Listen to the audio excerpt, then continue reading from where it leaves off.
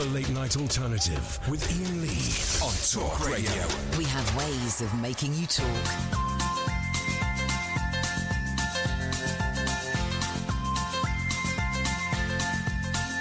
There's a voice that keeps on calling me. Down the road, it's where I'll always be. Every stop I make a new friend. Can't stay for long, just turn around and I'm gone again. Maybe tomorrow I'll wanna settle down. Until tomorrow I'll just keep moving on. Down this road that never seems to end. When new adventure lies just around the bend. So if you wanna join me for a while, just grab your hat, come travel light, that's old style. Maybe tomorrow I'll wanna settle down. Until tomorrow, the whole world is my home. So if you wanna join me for a while, just grab your hat, come travel light, that's old style. Maybe tomorrow I'll wanna settle down. Until tomorrow, I'll just keep moving on.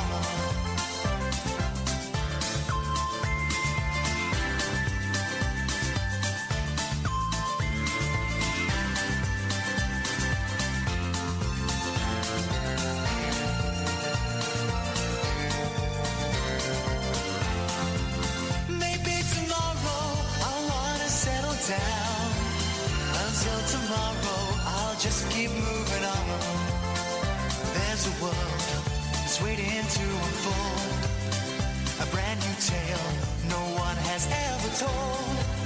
We've journeyed far, but you know it won't be long. We're almost there and we've paid our fare with a hobo song. Maybe tomorrow I'll wanna settle down. Until tomorrow, I'll just Here we keep go. moving Let's on. have it. Here we go. If you wanna join me for a while, just grab your hat, come travel light, that's hobo style. Maybe tomorrow I'll find what I call home. Until tomorrow, you know I'm free to roll. 162 verified blue tick followers, and like 85% of them, I've got no idea who they are. They give blue ticks on Twitter to anybody. Some of them have got under 5,000 followers and they get a blue tick. It's outrageous. You've got a blue tick, haven't you, Kath? No, I haven't. Unlucky. 0344 I've got more than 5,000 followers, though. No, well, 0344 499 1000. So I don't know. So I don't know what just happened. We have to talk. I'm surprised. First of all, I'm surprised they haven't got grown-ups in to do the show tonight. They let the kids in, right? And we tend to be a Brexit-free zone, but we sort of have to talk, even if it's briefly. By the way, we're auditioning all of our regular callers, Alan Caddick, George, Rainbow George, Nigel from Maidstone. They're all being fired. So we need new actors to play the regular callers, if that makes. We need someone to play Alan. So those actors their contracts have not been renewed. So we need someone to play Alan, someone to play George, someone to play Dredge. Sorry, Dredge, you didn't escape. I mean, sure, it'll be weird for the first couple of weeks, but after 3 or 4, no one will notice. No They one won't will remember. notice. So if you want to audition for the part of one of the regular callers, give us a call now. 0344 499 1000. There's nothing to stop the regular callers auditioning for their original roles. There's nothing, but I just think that we can get. I just think, Alan, we can get a better Alan. See, it wouldn't be hard, would it? 0344 499 1000. So I've honestly got no idea. I'm tired. I'm really tired. It's been a long day. I had to get up early to go to the doctors because new doctors. I'm back on the antidepressants. Boring. Shut up talking about that shit, man. No one cares. It's my life. It's my life. So I've registered at a new doctor's and I had to go and say, look, I've just started back on these pills. Can I get a repeat prescription? You should have a note from my psychiatrist. Oh, is your psychiatrist private? Yeah. Oh, so you get a private prescription? No. For the last 10 years, he's been setting the prescription, then emailing it to my GP or writing to my GP and my GP. Ah, okay. Well, no, you've probably got a private prescription. No, I haven't. If you could just look at, by the way, 9:30 my appointment. I didn't get in until 5 to 10. You expect a bit of delay by the end of the day, but early doors, I don't think so.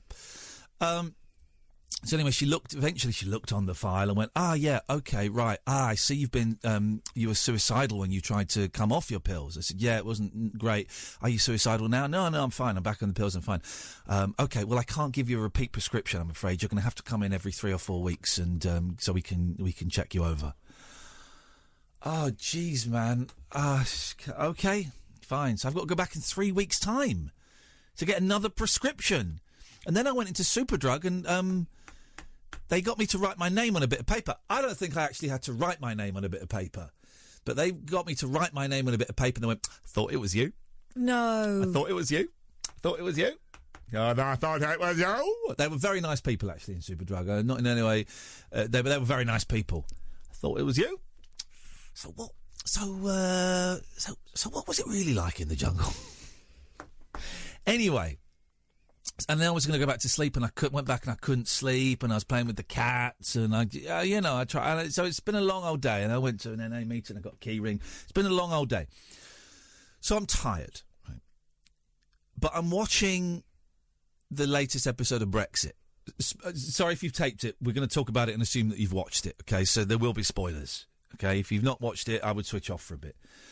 And I've got no idea what I just watched. So they've all... if anyone can explain this for dummies, right, treat me like a dummy. Explain this to me for dummies, because I do not get it. And here's the thing. I suspect that most of you, I'm going to say 60% of you, I'm just making that figure up, but it feels right. At least 60% of you don't get do you get what just happened? Yeah. What just happened? They all voted against everything. 8 options put out by various MPs from different parties. I get all of that, yeah. All voted down. Okay, but so what does that mean? It means that they cannot agree on anything. Well, okay, fine, but what does that mean? This is the bit I don't get. Actually, what people are driving for is a general election. Who? Who's driving for a general election? The MPs, all of them. No, all of them. Not the Tories. Most. Not the Tories, because the Tories suspect that if there was a general election, then they would lose this one. So it can't be the Tories. Are they now all pushing for Theresa May's deal? Are they all doing that? We know that dickhead and shithead, what are they called? Boris Johnson and Jacob Rees-Mogg. We know that now there's... it's a terrible deal. It's an awful deal. No deal is better than this. Oh, it's an awful deal. What? Hang on, she's going to leave her job and it means there's a chance I might become Prime Minister? Oh, I'll vote for that. Oh, I'll vote for that lousy deal. And that just shows what backstabbing, self-serving scumbags those two men are, and a lot of them are.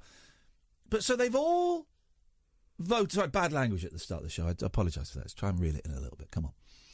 So they've all voted against everything that was put forward. They get to do it again on Monday, but that's if Theresa May 3 doesn't go through on Friday, and that's if she's allowed to put it through on Friday. Okay, here's the thing. Can someone explain to me what it means that they voted against all of those things? Right? Does that mean we're screwed? That's what it feels like. But also, can someone explain to me why her deal, that was a lousy, terrible deal, is suddenly more attractive because she's going to leave? Is it simply because there are 4 or 5 people that want to be the Prime Minister? Is it as simple as that? That they're who have we got? We got Rees-Mogg, we got Johnson, we got Gove, we've got Baker probably wants to be Foreign Secretary. So we've got at least 3 people that want to be Prime Minister. Is that why it's... Well, it can't... Hang on, Gove was always... I don't know. I do not understand what the hell is going on. If anyone can explain it in really simple terms, 0344. We're not going to do the whole show about it, I promise, don't worry. We've got Alan, we've got Ray, and we're going to audition for new regular callers. But 0344 499 1000. And then I was watching the debate afterwards, right? And I just thought, you prats. Anna Soubry stood up to speak, and no one would let her speak. She's one of the TIGs, is she? One of the independent group. No one would let her speak. And I just thought, do you know what, guys and gals? Our country is screwed, and you're dicking around like children. If my kids behave like that in assembly, they'd get in very serious trouble. They won't get detention because they're too young for detention. I don't know if you can give detentions anymore. Probably not. PC gone mad. But if my kids behave like that in a school assembly or a class, they'd go and see the headmaster. They'd be in very serious trouble. If we got called into a meeting, me and Kath, and we behaved like that in a meeting, we'd get a bit of laughter at the start, and then we get told to shut up or get out. And these people are steering our country, and they're behaving appallingly, right? This isn't building up to let's go and shoot them all and hang them all. Not at all. I don't think violence is certainly not the answer. I know some of you do, and you think it's the answer, and that's wrong. It's terrible. Remember Joe Cox, So that's not the answer. Here's what I've decided whilst watching them heckle Anna Soubry, right? I'm never voting again. I'm out. I'm out of the race. I'm not voting again. I'm not voting again. I don't want to be part of that. Oh, you can't complain if things... Yes, you can. Yes, you can complain because I pay taxes. So I can complain as much as I want. But I tell you what, I'm not voting again. I'm out. If there's a second referendum, which there probably won't be, I'd vote to remain. But that's it. Game over for me. No more general elections. No more council elections. No more referenda. Excuse me. Hate it when people say referendums. Referenda. Apart from I'd vote remain. But that's it. I'm out. I'm not voting. I'm done. I'm not contributing to that. It's a mess. And they're idiots. And they don't know anything. They're running around like headless chickens. They're all self-serving. My vote adds to their ego. They're not all like that. We've had contact with a couple of MPs that are good in the last couple of weeks. But the majority of them are. I'm out, Katherine. I'm not voting anymore. But you know who will vote? Tommy Robinson. Good for him. Good. I don't care. Please silence your phone in the studio. It's not my phone. Oh, check yours. My phone's on vibrate, so it's not my phone. It was my computer. Right. Thank you. Right. Well, let's be precise. Right. No, I'm out. I'm done.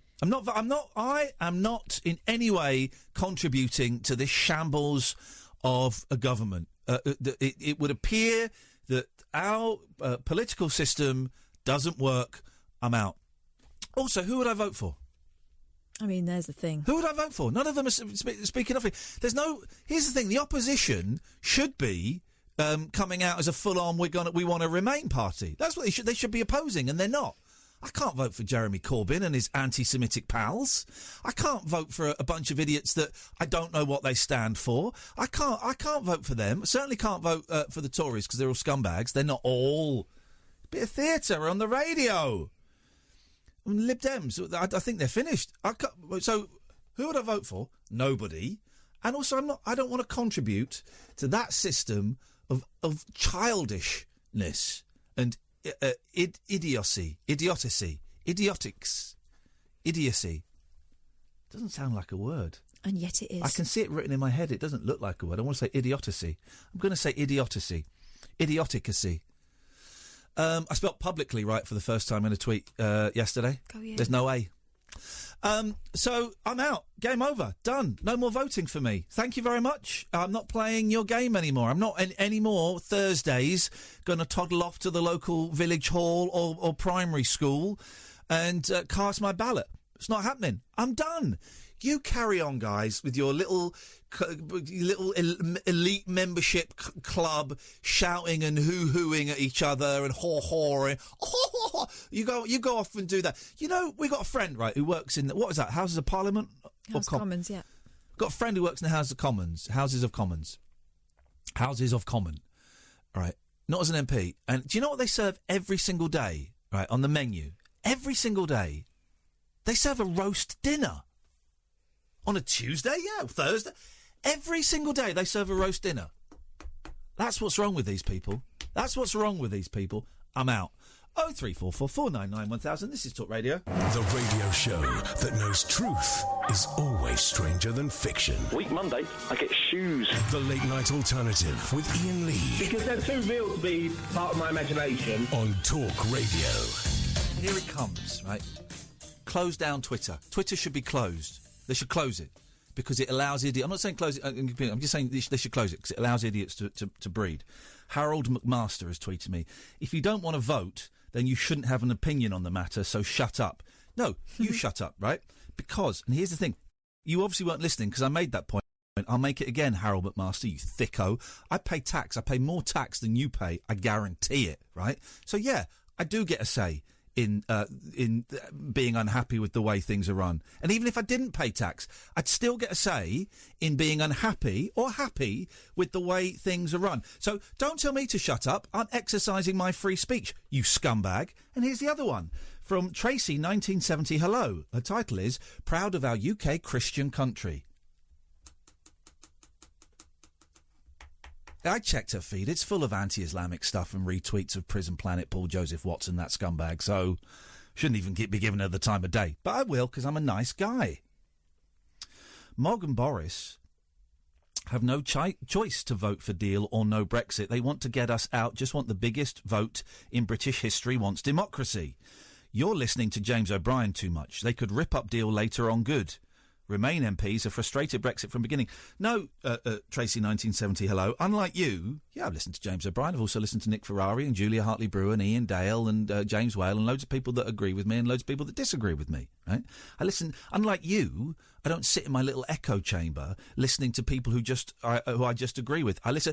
One of my favourite presenters on this station ever is George Galloway. Have you heard his show? Because he is full on, let's jump off the edge of a cliff, full on Brexit. But I like listening to him. So get stuffed. And also, I'm allowed to express my opinion and ignore an opinion from someone who says proud of our UK Christian country and then retweets Prison Planet. Dear God. What are you doing even listening to this show? You're a racist. I don't want you here. Terrible, she says again. If MPs try and thwart or stop Brexit, i.e. democracy in any way, people will never trust them again. It will be a disaster for Britain and our democratic system. P.S. Trump cleared president for 8 years. Great for America. I hope this... I mean, these are the thick idiots that we're dealing with. Catherine, you wanted to say something, sorry. Also, she can't spell your... No, I mean, that's the most offensive thing to me. Or know where to put punctuation or any of that. Considering they like English so much. Yeah. So, no, I am allowed an opinion. And that hurts you. That makes you butthurt. I'm not going to vote again. I'm not going to vote for any of them. But I'm still entitled to an opinion. That whole argument, well, if you don't vote... You're not entitled to an opinion. That's you've been brainwashed with that. That doesn't make any logical sense. Of course I'm entitled to an opinion.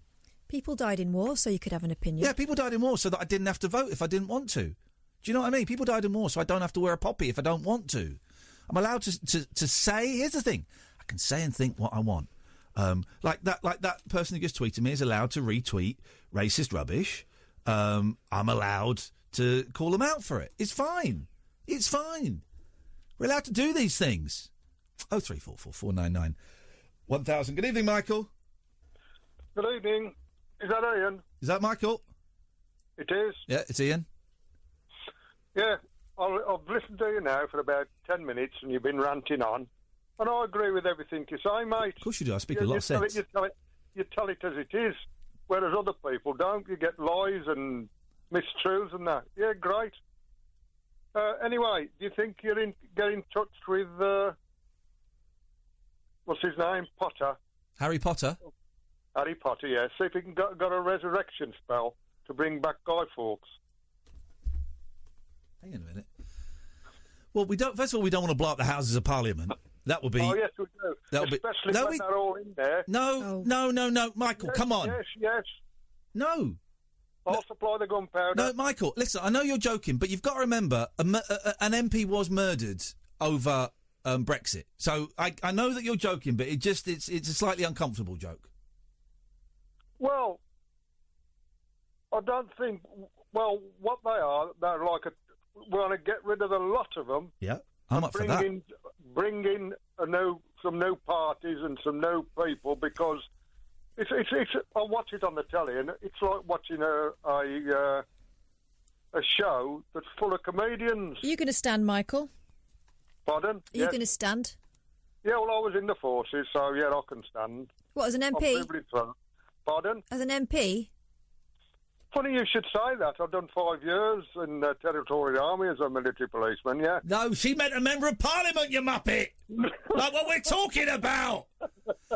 Hey, can the MP, the military police, right? I'm fascinated by military police. Whenever they'd rock up in like a movie or a TV series, can they only arrest soldiers, or could a military police like arrest me? No, it's an army law. They just look after the army. So you could burst into like a barracks and arrest a soldier. Yep. Wow. Or in a public place, you could, provided he's causing trouble. We used to patrol the towns. Yeah. Well, especially in Germany, and if there was a fight going on, you used to go in and sort them out. Wow.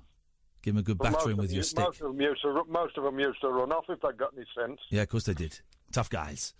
All right, Michael, thank you very much indeed. 03444991000. Good evening, Ray. Evening. Oh, OK. Well, hang on a second. So we are getting rid of all of the regular callers, and we're asking for new people to play them. Who is it you'd like to be, Ray? I'd like to play the part of Alan Caddick. OK. Well, hang on. Who's got a radio on in the background? Not me, Brian. Someone has. Not me, boss. Alan? Not me. No, sorry, the other Alan. No, I've got that radio on here. Alan? Yeah? You've got an echo on your line. I'm on a Bluetooth headset. You're on a what? Bluetooth. I'm on a Bluetooth headset. Well, is there any chance you could be on... This is why I want to get rid of these idiots. The arrogance, the entitlement. Is there any chance you could be on a phone? Can you hear me now? Yes. Why were you doing that? Because I want to try something different. Well, it's a bit late. I bet you were holding the phone at the same time, weren't you? No. Is it clipped to your belt? No, stuck in my ear, the Bluetooth headset. Of course it would be. All right, Alan. Yes, boss. The other Alan. Yes, boss. OK, so we're going to have a little trial conversation and we're going to see how you get on, OK? Just workshop it, no pressure. Let's just see where this goes. Right-o. OK, let's go to line 2. It's Alan Caddick. Good evening, Alan. Evening. No, Alan. Yes, boss. Which one? The first Alan. Yes, boss. No, original Alan. Yes, boss. Could you be quiet? We're just going to talk to new Alan, the next generation. Okay. Thank you. Let's go to line 2. It's Alan Caddick. Good evening, Alan.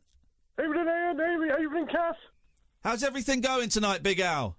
Yeah, it's all right. I rang my brother last night. Oh, really? Because you'd fallen out a bit. What happened? He still doesn't want to talk to me. Yeah. But, he says, Alan, you got a dirty. You've got a what? I've got a dirty. A dirty what? Exactly. He won't tell me. Will he not? No. Well, you've had a wash, yeah? You had a bath, didn't you? Yeah, I've got soap on the rope. Can you still get soap on a rope? Yeah. Okay. So you're not in the bath now, are you? No, not now. Okay. All right, and scene. I like it. Yeah. I like it a lot. Problem is, I've got one problem. I can understand him too much. Yeah. Oh, dear. I think Alan Caddick is more of a minty shower gel man. Alan? Yes, boss.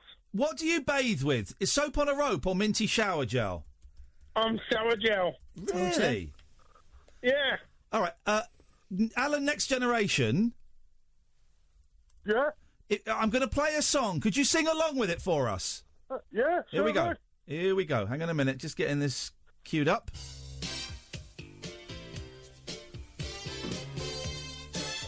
I love this one. Here you go. In your own time, Alan. Take it away. All right.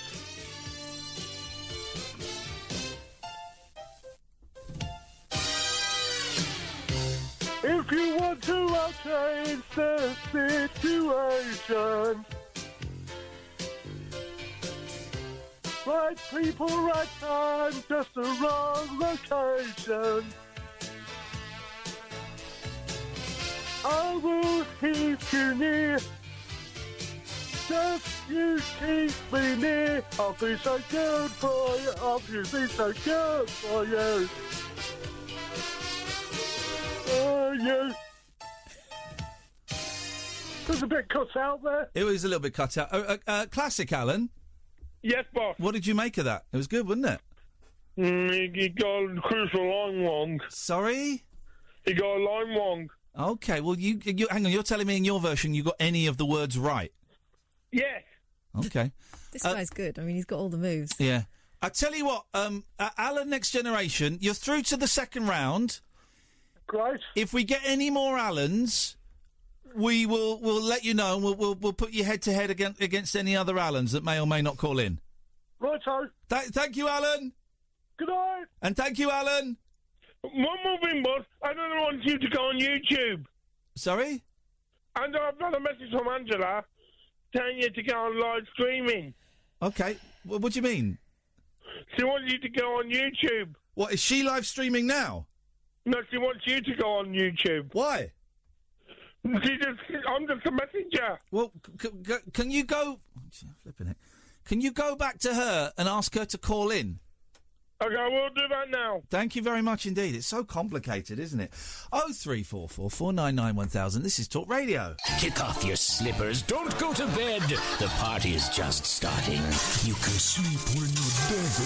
The Late Night Alternative with Iain Lee on Talk Radio. Okay, well, we're asking if anybody can explain where we are, because I just don't get it. I just don't get it. It's so depressing. Well, it's not even depressing. It's just like I've given up. I'm out. I'm not voting anymore. I'm not getting involved in that in their shenanigans. I'm not playing their game anymore. It's not happening.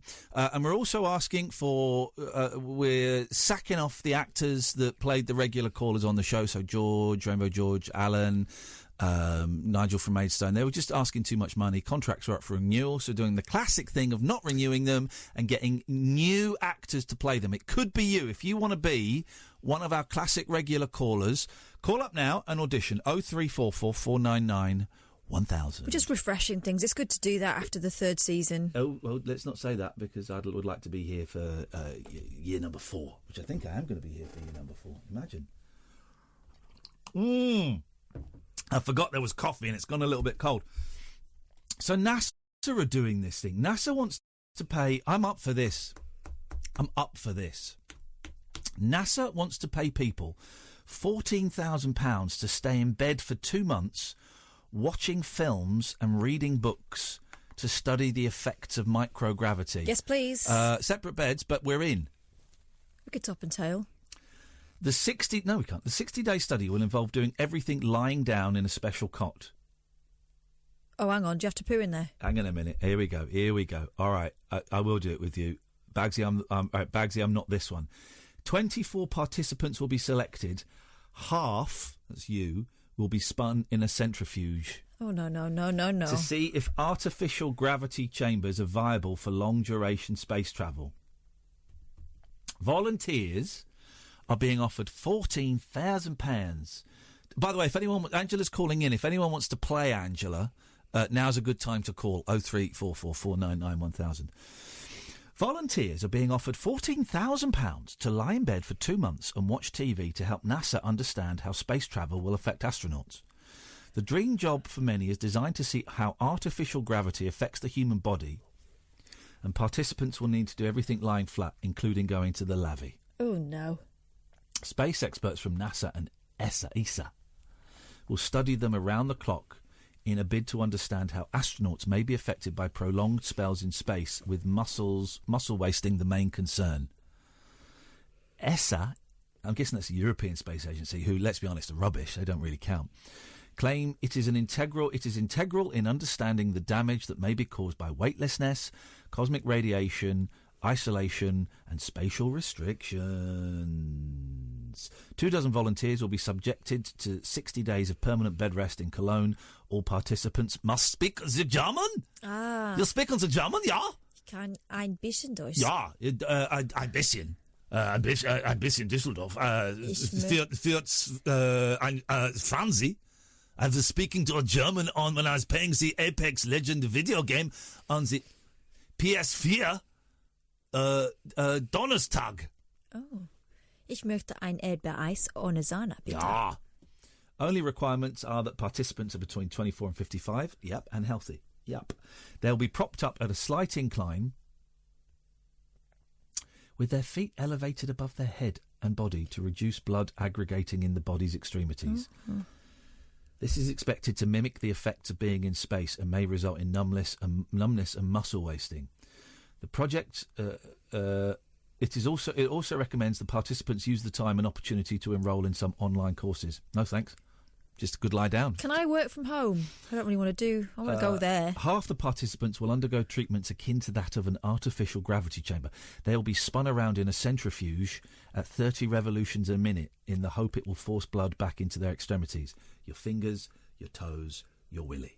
It is hoped a 3-month time block will need to be cleared in order to take part in the study, as a 2-week period of rehabilitation will follow the test. I'm in. I'm totally in. I'm up for that.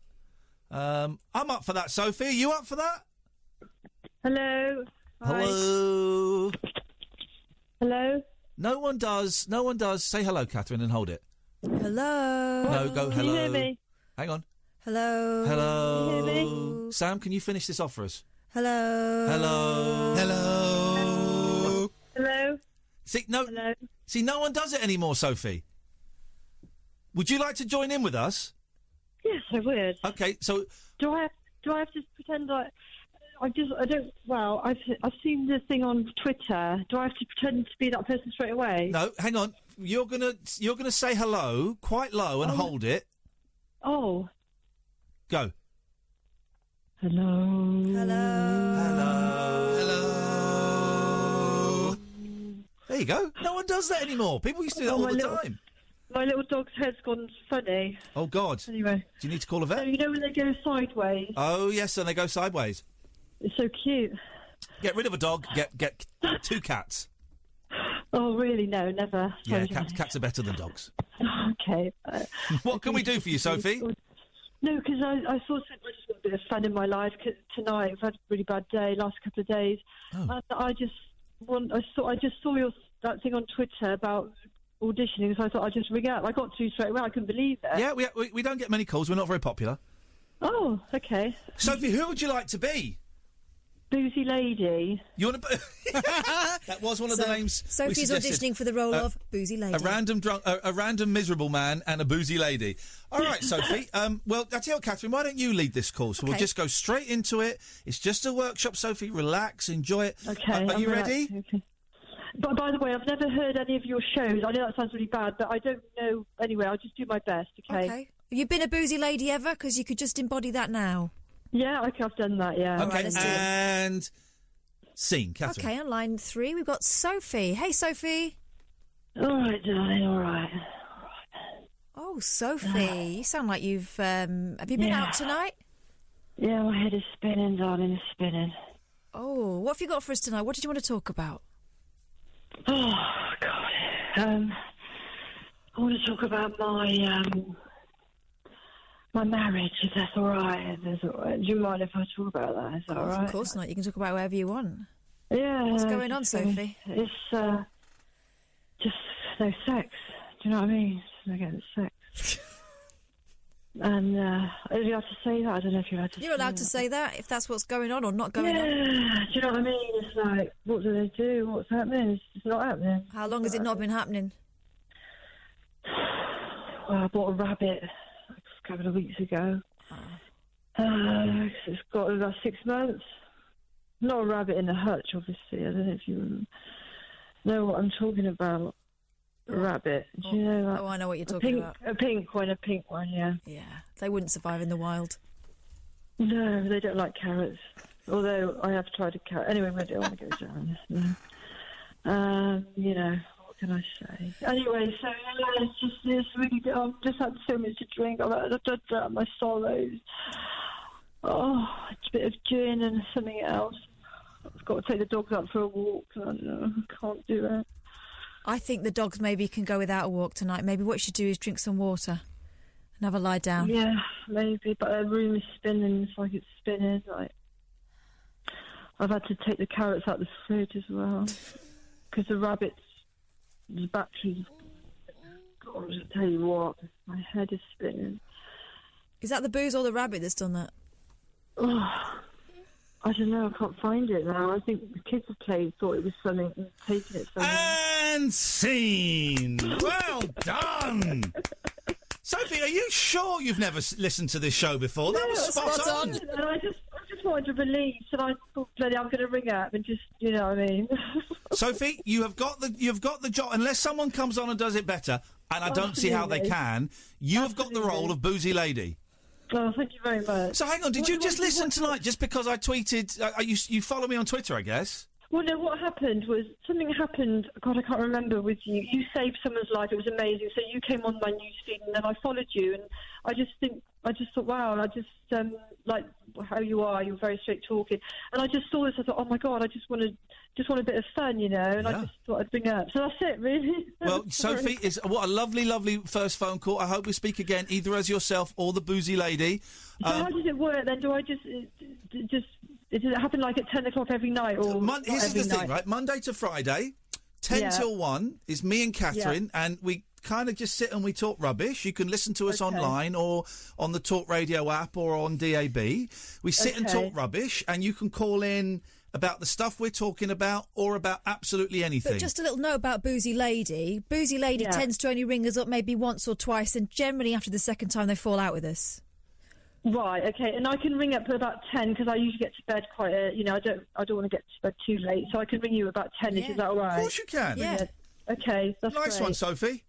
All right, thank you very much. Thanks a lot. Take care. There you go. What a great first call. What a great first call. I'm not in next week, by the way, guys. You got Kath on a solo mission, so that'll be well worth tuning into. I've got a week off, but I like that. Isn't that nice? I never listened before. Saw the tweet and went, I'll give it a go. She was very good. That was very convincing. She went straight into it. Angela's up next. We'll come to her in a second. 03444 499 1000. This is Talk Radio. Whispering lunar incantations for cross-parents, cross-dressers. Yeah, did you know this about me? And cross-rail workers. Steel and polycarbonate. The Late Night Alternative with Iain Lee. I've got a very poor internet connection. On Talk Radio. I would like to dress up as a woman, but do it convincingly, because I think I could pull it off. Steady. Do it really convincingly. The Kids in the Hall, right? Reading that book about Kids in the Hall, the Seth Meyers book, finally. I only had him on 6 months ago. I'm finally getting around to reading the book. It's a great read. I got the box sets, and I need to watch them, right? But the Kids in the Hall... Have I got the book with me? Yes, I have. When the Kids in the Hall played women, right, they didn't do Monty Python Pepper Pot women. They did hot women, right? Let me find you... OK, so this is them as Sex Girl Patrol.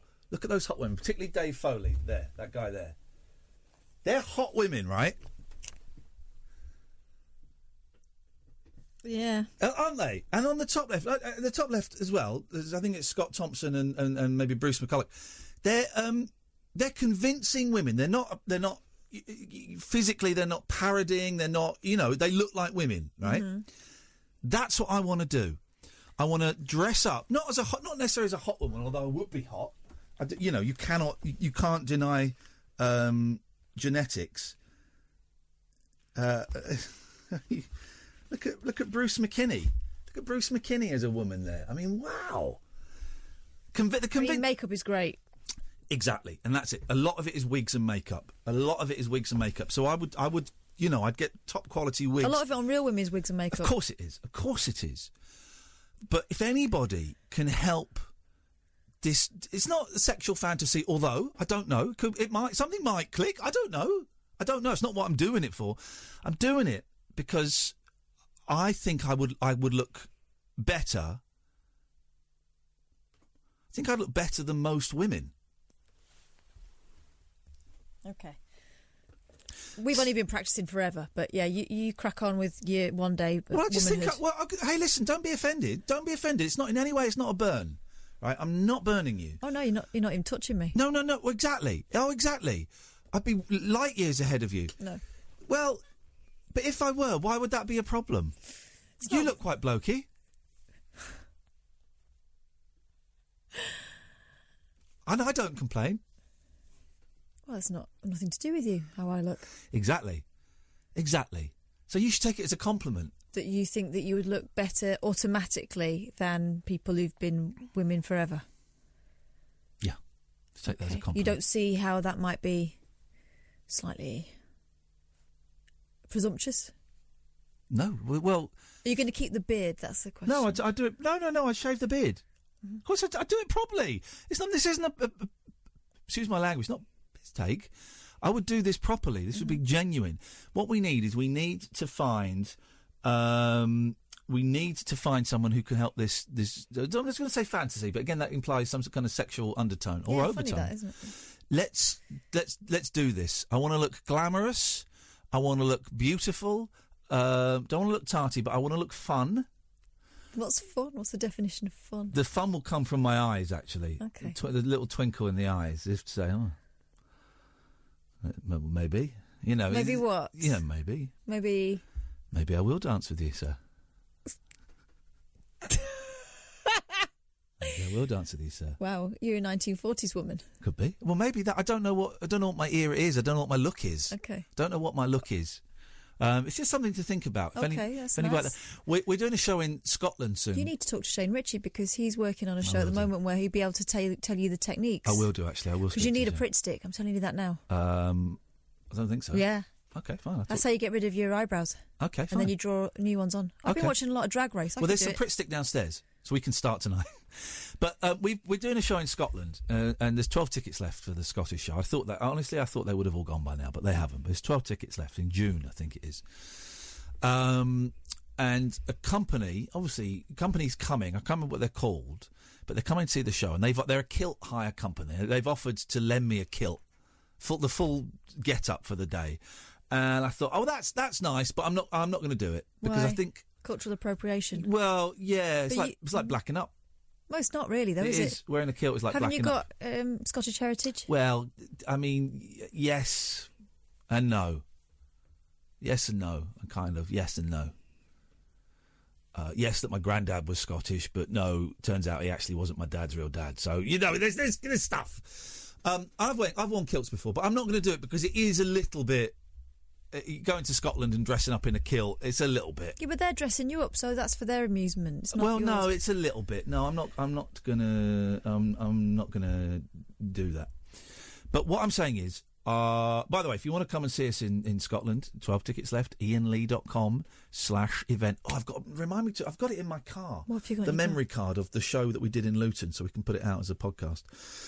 There'll be a new Rabbit Hole podcast this week. Anyway, 0344 499 1000. Good evening, Angela. Hi, Ian, Katherine. Hey, Angela. Good evening. I was doing some live streaming on my YouTube. Some live rimming? Live streaming. Live rimming? Streaming. Live streaming. I'm so sorry. Yeah. I've not got my headphones on. Yes.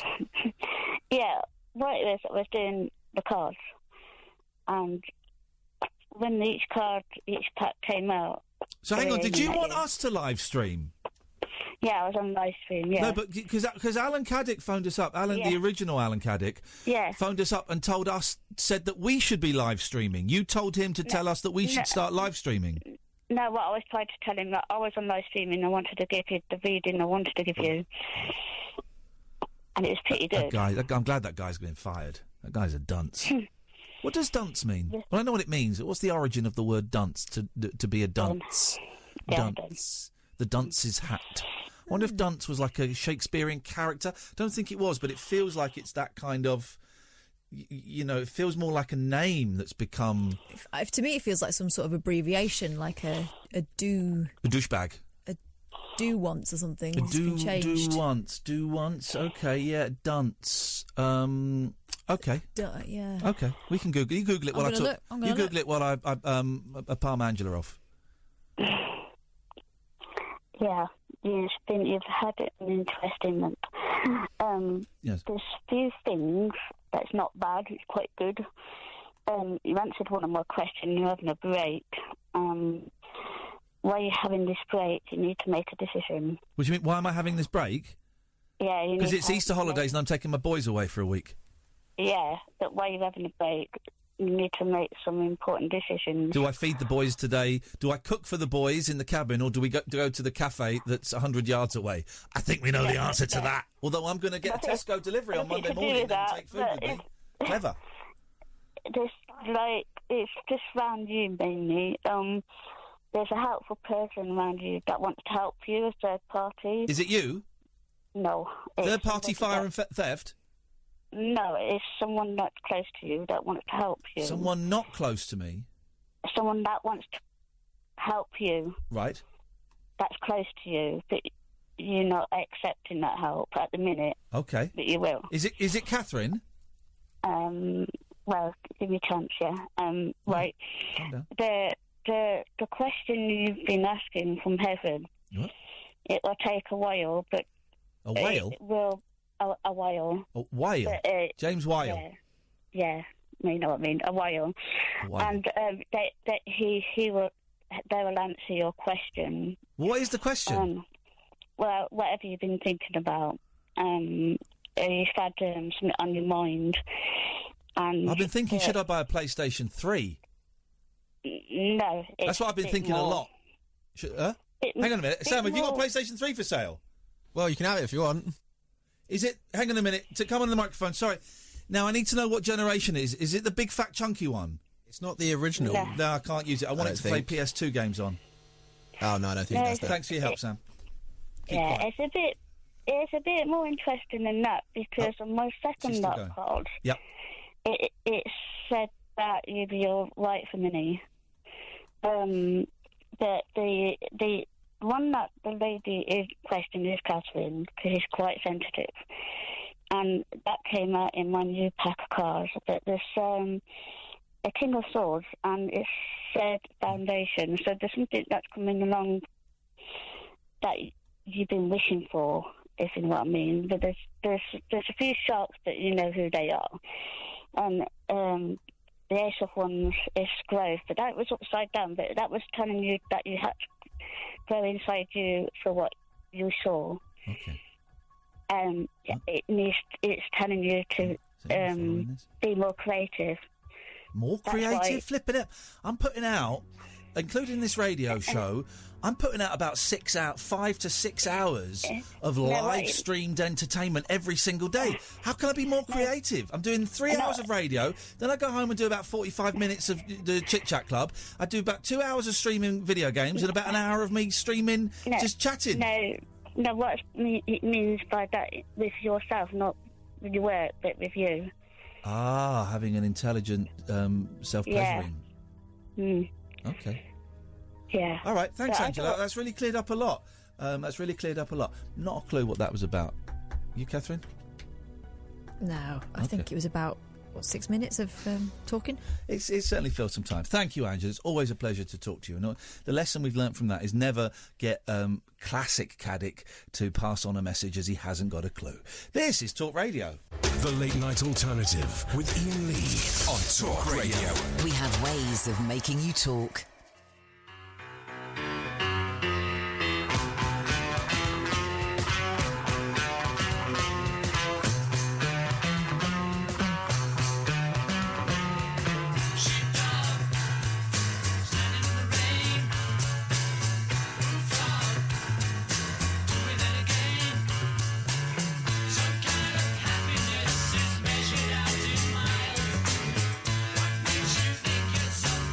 When you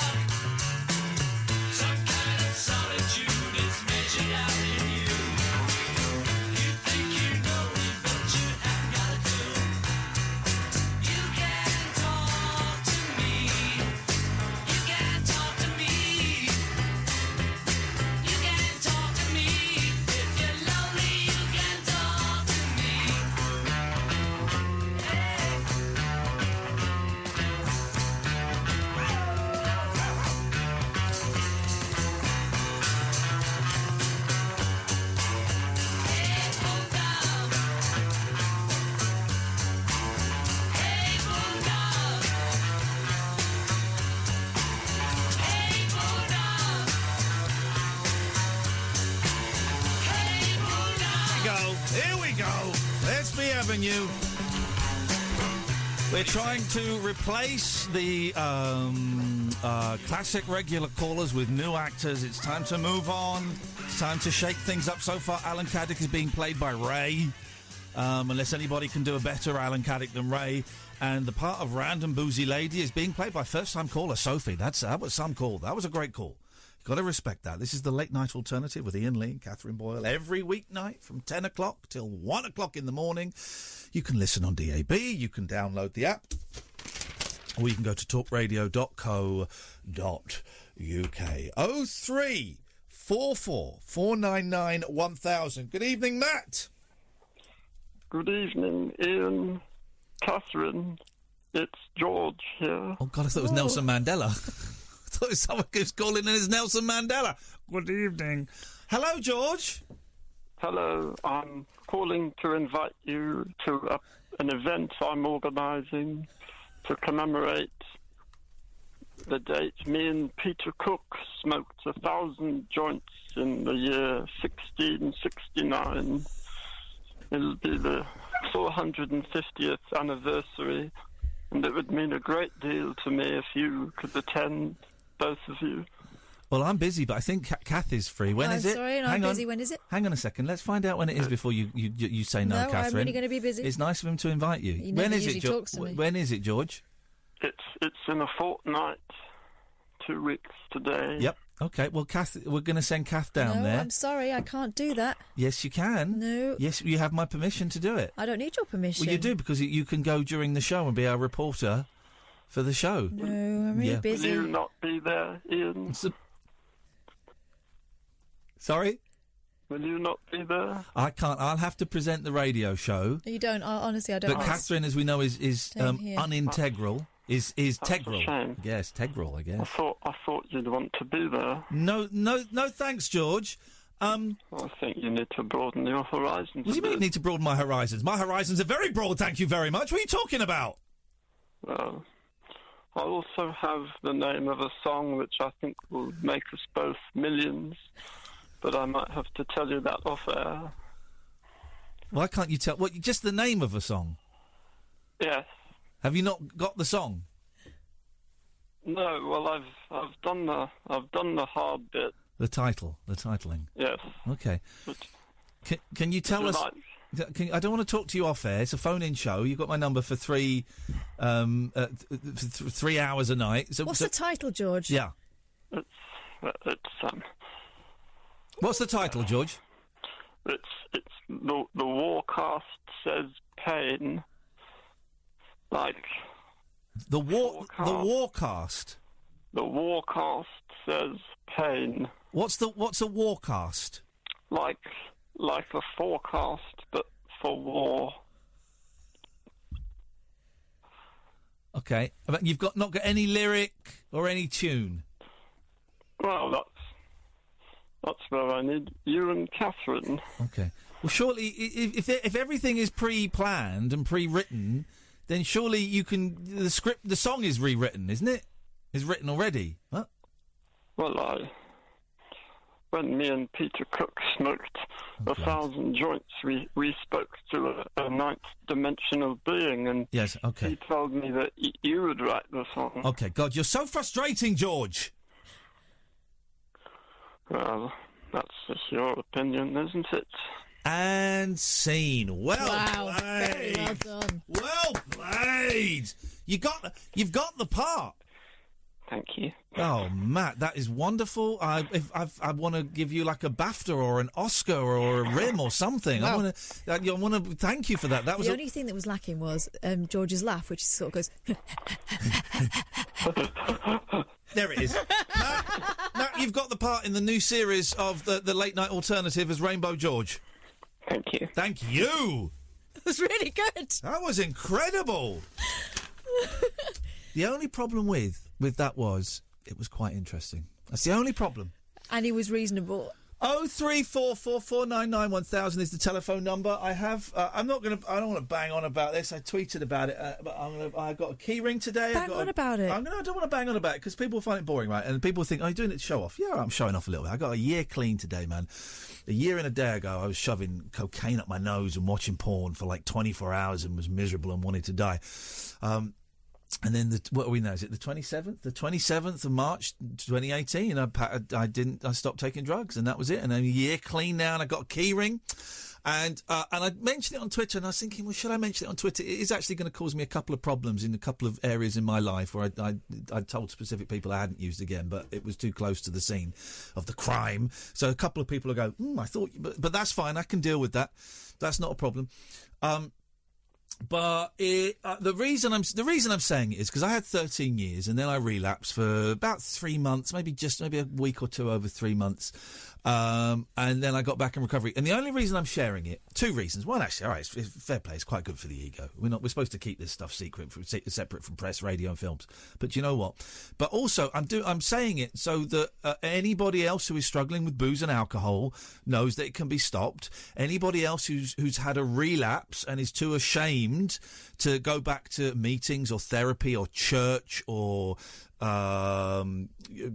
treatment or whatever it is that worked for you the first time, that actually there's no shame in it. You get welcomed back with open arms. You might get a bit of a, oh, you silly sod, but you get welcomed back to these places with open arms. So the quicker you can get back into whatever it was that worked for you the first time, the quicker you can start getting clean.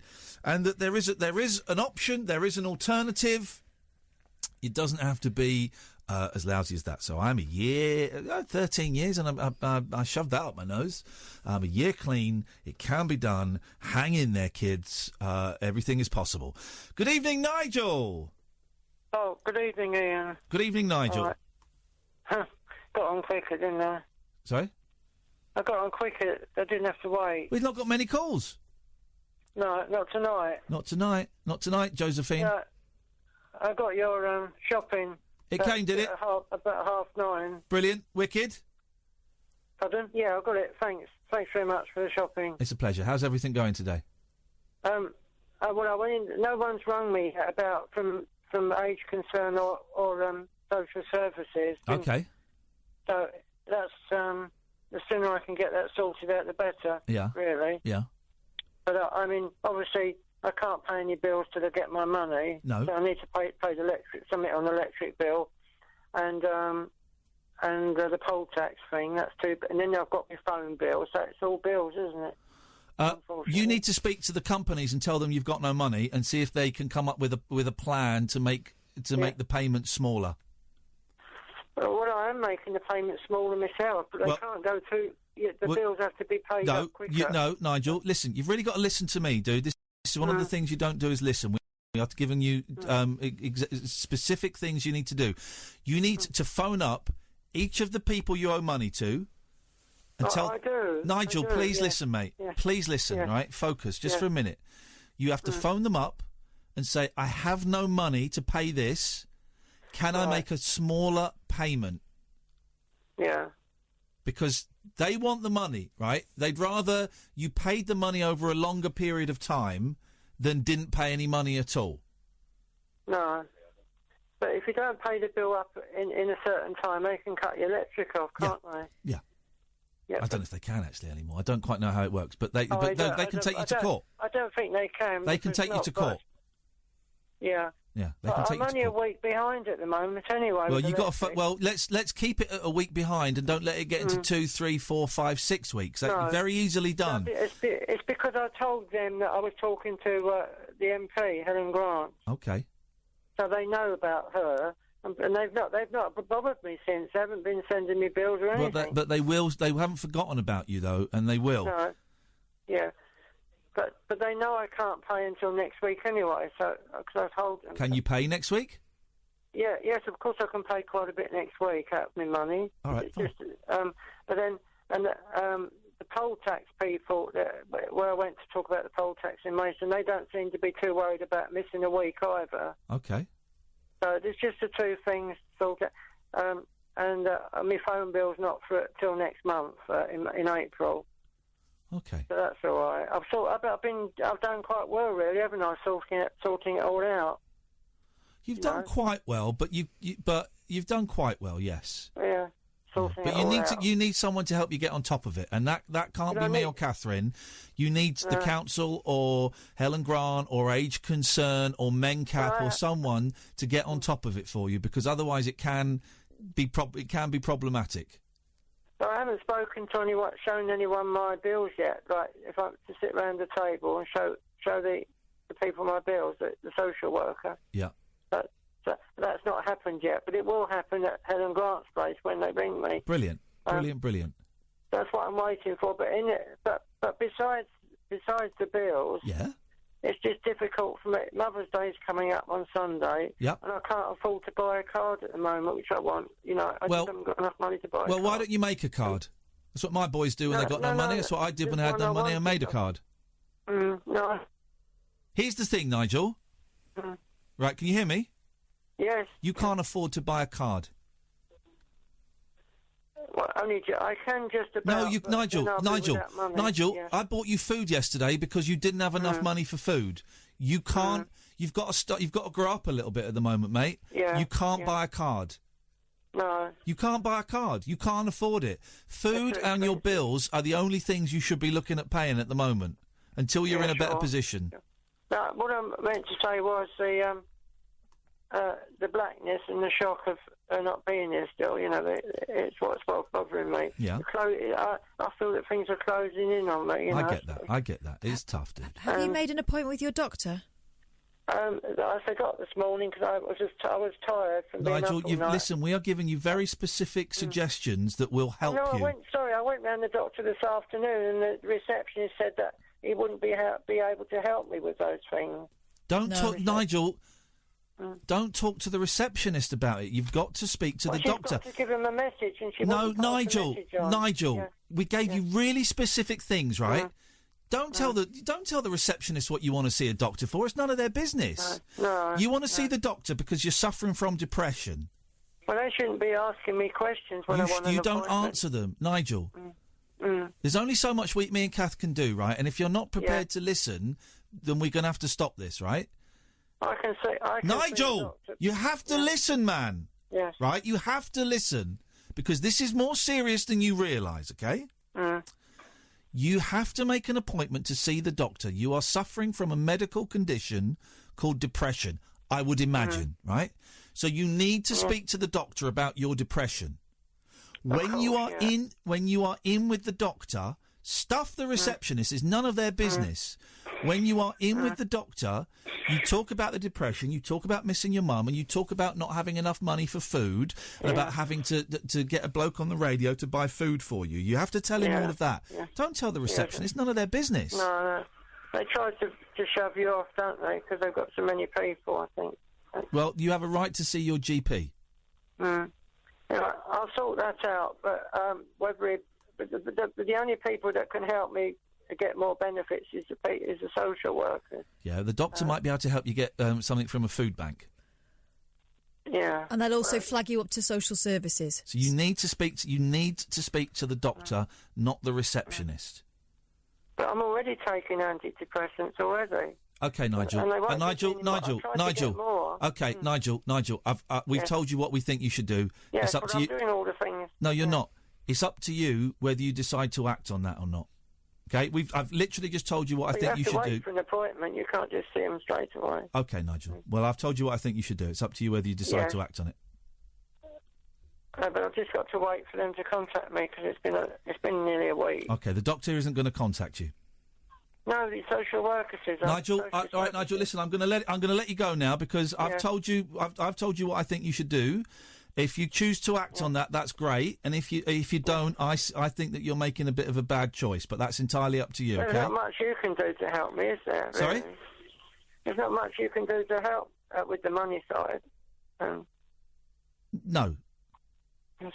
I can. They can't always give you more money, can they? I don't know. Well, I won't know until I speak to somebody anyway. Yeah, but possibly your doctor. No, the social workers are the ones that... Okay, Nigel. All right, Nigel, listen, I'm going to let you go, mate. You let us know how it goes on. Maybe what day is it today? Wednesday. Maybe we'll speak on Friday, okay? Maybe I hear from them by Friday, the social workers. I don't know, dude. You need to speak to Helen Grant again and you need to speak to your doctor. Well, she wasn't there today. I went in. Okay. All right, Nigel. Listen, I'm going to let you go. Maybe we'll speak on Friday, okay? No worries. Then I'm coping well. Good luck. All right. Thank you, Nigel. This is Talk Radio.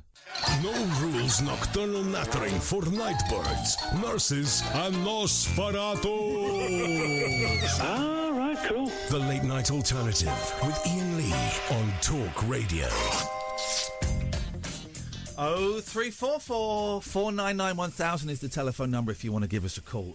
Katherine, what have you got? Oh, so much stuff. I was going to say, I've written some messages and updates to various organisations today about Nigel, so I just hope something gives soon. Here's the thing, right? Some of you might have thought that sounded a bit harsh, and if you were listening to the show last night when I bought Nigel a second shop, and I was wondering whether that was the right thing or not to do. He's got food for maybe 10 days or so.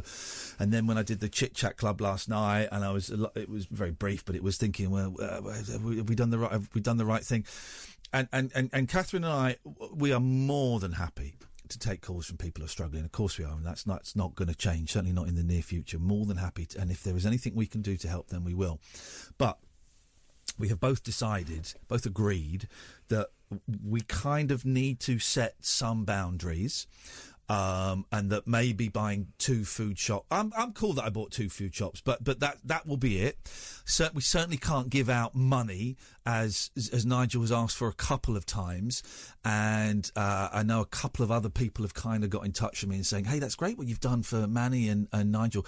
I really need a few quid. I can't do it. Every now and then I'll see like a random GoFundMe and I'll put a few quid in, but I can't help everyone. Apart from anything else, it doesn't help in the long term, because what Nigel needs, and what a lot of the people we've been talking to need, is a long-term commitment. They need to be on social services radar for a start, and they need someone to be going who's local, to be going and checking up on them and to make sure that they're not left. They're not left to flounder, which is what's happening. And also, it's a slightly different situation with Nigel, so let's put him to one side for a second. But there have been a couple of other people, I'm not going to say any names, but the blind gentleman who called in the other day and attempted to kill himself and stuff. And Kath put in a lot of work at the weekend, contacting people in his area that could help him, and organisations. A lot of work. And we were told twice that he told us twice he would come on the show to talk about it and go through it, and he chose not to, and that's cool. I'm not making a judgment against him. That's cool. But I think in that situation, until he gets in touch and says, right, I'm ready for help now, the blind gentleman, not Nigel, says, I'm ready for help now, we can't do any more. Any of the organisations that Katherine has got in touch with, they get back in touch now, we'll send them his way. But we can't do any more. It's unfair to ask you, Katherine, to give up a big chunk of your weekend, that was a big chunk, to try and arrange help for someone who then doesn't take that help, even though they've asked for it, then doesn't take that help. And there's no point, I know from experience, from being the person who needed help and also trying to help others, you can't force help on someone. They won't take it, or if they take it begrudgingly, it's useless. It's worse than useless. It creates resentment and anger and bitterness. So with the blind guy, we've got to step back from that. We have decided, I think, haven't we? Until he phones up and says, OK, I'm ready for help. Could you give me some of those numbers now?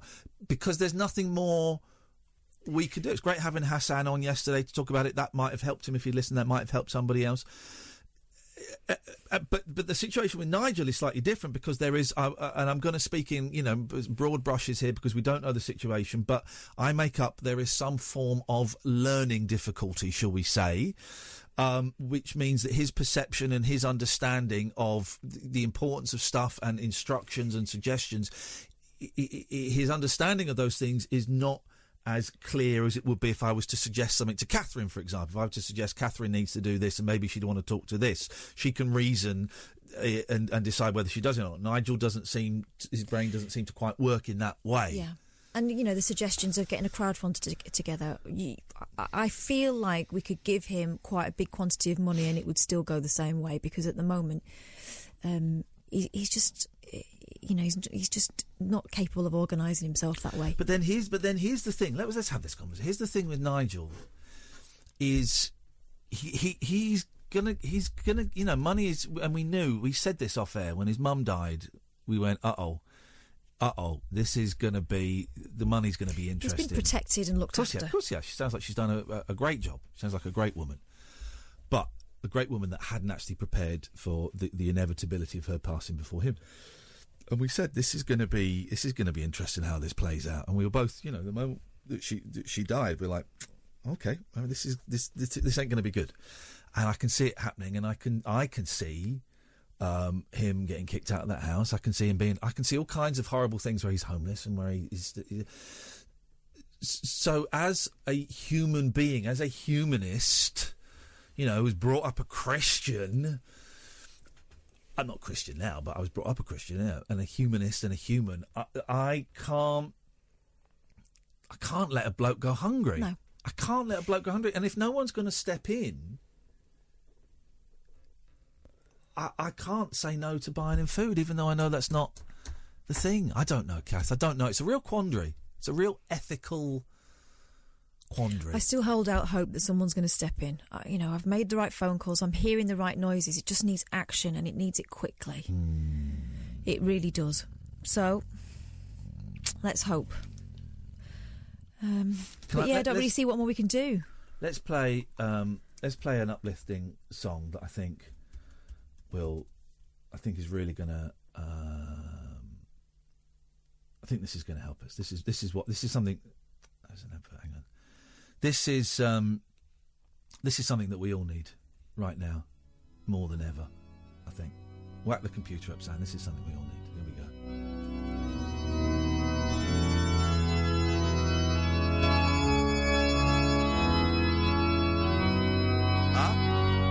We need this. We need this more than ever.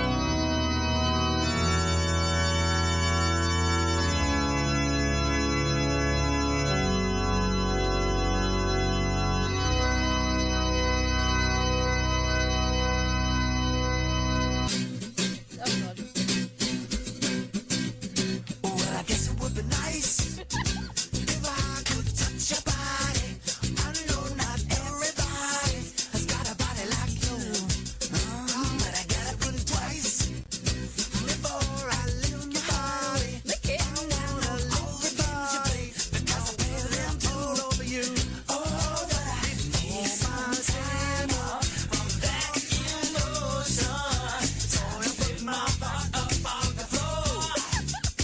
Oh, every time that comes in, outlet for some. What it takes to touch your willy, and I put it on my hole. What? Gotta have faith. So put it in your hole. Have faith. I don't know the lyrics. Because I got to go for faith. I gotta have faith. 0344 499 1000 is the phone number. It's what we all need now. It's what we all need now.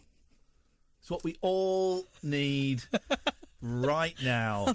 I'm fine for faith, thanks. Okay, well, you might. If it involves licking bodies and putting it in the hole. Here's the thing. You might be fine for faith, right? Oh. But I tell you, no, you might be fine for faith. But I tell you what, everybody needs. What the world needs now is love, sweet love. Settle for a great big glass of wine. It's the only thing that there's no love.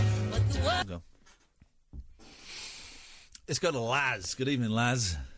Hey, well, that was beautiful. Thanks, well done, guys. Thank you. Honestly, We're beautiful human beings. I can't see you, but I'm assuming that's true. But the singing, I mean, wow, just you sound like a fire in a pet shop. But as long as you people looks-wise, then I'm happy to go with that. Well, here's the thing. Interesting thing, Laz. Which I think he's saying you're hot. Yeah, he's mistaken because you're not allowed to actually sell pets in pet shops anymore. So Are you not? No, you're not. So actually, the fire would just be crackling. It'll be crackling, and I like the sound. Chum and that. Stop playing with your boobs, please, Katherine. I'm not playing with my boobs. Stop playing with your titties. You crack on, Katherine. She's playing with her titties and adjusting her panties. This is great, man. I should really come in live one day instead of being on the phone. Instead of being a pre-recorded phone call. Katherine is playing with her titties and adjusting her panties. I am not doing anything with either of those things. Lads, what can we do for you this evening before I punch you in the eye? Oh. Well, I'm more than happy to listen to more of what Kath's doing, but I mean, talking about being punched in the eye, I'm actually training for a fight that I've got on Saturday, boxing, and I wanted to thank you lot for calming my nerves over the week because I've been listening while I've been in the gym, and it's been great. And some of the music you play as well is spot on because I listen to Slade in the gym. Slade? And listening to it on this show is superb. You listen to Slade? Yeah. Hey, get in there, man. What's the Slade track that's gonna get you to win the fight? Oh, mate, Run Away. I love that That's one. a great song. Mate, I Here we go. was just listening to that earlier. This is what you want. This is what you want. This is the song you want. This is what you want. This is going to get it going for you. Yes, man. Here we go. I'm feeling it. Yeah? Here we go. Look at that. Hang on, it's going to kick off in a minute. Here we go. This man's arm must be killing. There we go. Here we go.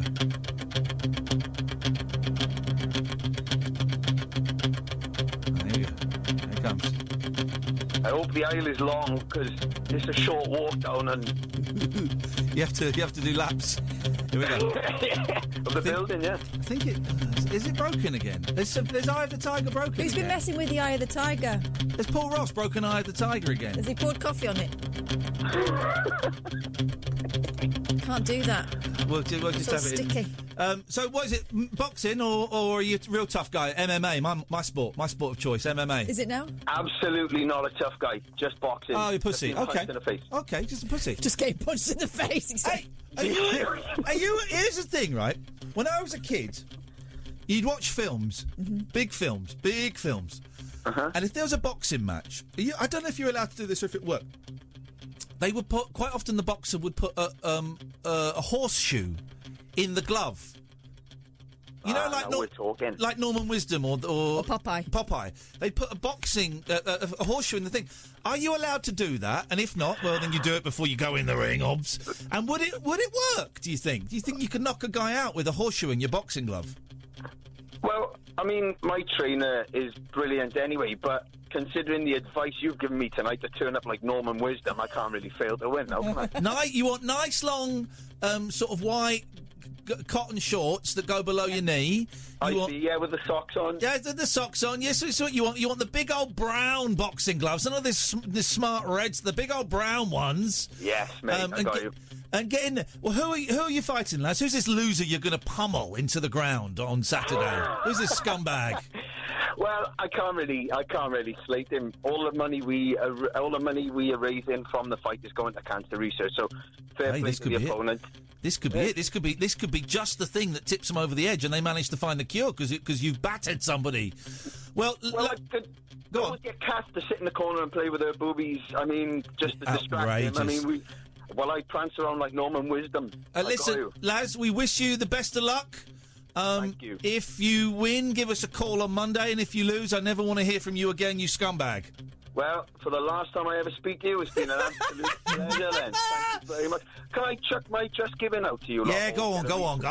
He's a boxer. I'm not going to say no to a boxer. He'll batter me. Go on, lads, go on. It's justgiving.com/lesbian. So LAZBIAN. Jesus Christ. Come on.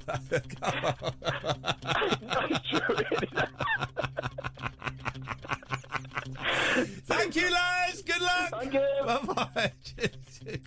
I mean... No, MMA is where it's at. MMA. Oh, I've seen MMA. They sit on each other, don't they? Yeah, well, some of them shat themselves. They have. Have you seen that? Yes, it's great. But MMA, I like MMA. I like caged MMA. I like stepladder MMA. You seen the stepladder fights? You seen the stepladder fights where there's like a briefcase full of money atop a stepladder? Have you seen those? And you've got to get up the top of the stepladder and you've got to get the thing. But the thing is, if you're at the top of the stepladder and everyone's still alive, then they can just not a problem. It's like me getting into my loft. No, they can knock the stepladder down. So you've got to be on it. I love that. I like a new sport that I'm developing where it's RMMA, real mixed martial arts. Yeah. And you're allowed to take nunchucks. You're allowed to take 3-sectional stuff, shuriken, the throwing stars, butterfly knives. You're allowed to take the works in there. having a little bit of trouble getting it past. No, having a little bit of trouble getting it past the authorities, but I mean, this is still broken. We'll keep playing. Maybe it'll reboot itself in a moment. My granddad on my father's side was champion bullshitter, right? But some of the stories he told me were true. Just watch your language a little bit, but this is going out on the radio. It's fine. There's no watershed on radio, actually. Well, you say worse. No, I don't, actually. Yeah, you do. Like what? Well, if you listen to yesterday's podcast, you end it with a swear, so... Well, I don't listen to the podcast because I'm not a sucker. Anyway, he told a lot of tall tales, let's say, but the one that was true was that he was a champion bare-knuckle fighter. He used to go to the fairground and win money. Yeah. Like boxing people. In front of people. Strange, isn't it? Yeah, I'd do that. No gloves, though. I would do that. I would do a bare-knuckle fight. Do you remember when Ricky Gervais and Grant Bovey had a fight? Yeah. Was that real? Or was it was real. They were going to make a series of it. I think that was for Comic Relief, and they were going to make a series. Bob Mortimer did one. Who did Bob Mortimer fight? Must have been someone. Did Bob Mortimer fight? I want to say Keith Chegwin. Nelly, who did Bob Mortimer fight? Was it Keith Chegwin? Les Dennis. It was Les Dennis, wasn't it? It was Les Dennis. Oh, that's fairly even. Fairly even. I think it was Les Dennis, actually. Yeah. Ah, well. Nelly, what can we do for you? Right, I'll start now. Good evening, Ian. Good evening, Katherine.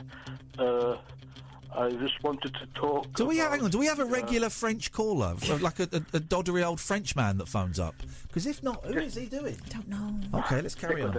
Let's hope he says the person's name that he's being. Yeah. My name is Michael Caine. Yeah, and now I'm me. Yeah. Good evening, Ian. Good evening, Katherine.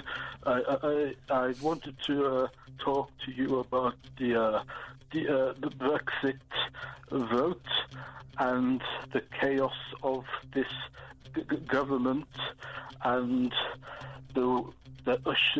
ushering in of. Nelly, let me just stop for a second. Let me just stop for a second. If you're being Jerry, this is in very poor taste. Very poor taste. I hope you're not. No, that's what it sounds like. To welcome in, it is time to welcome in a government where all of the world under one rainbow flag ushers in a new world of love and rainbow under a government. I also have a question I may ask.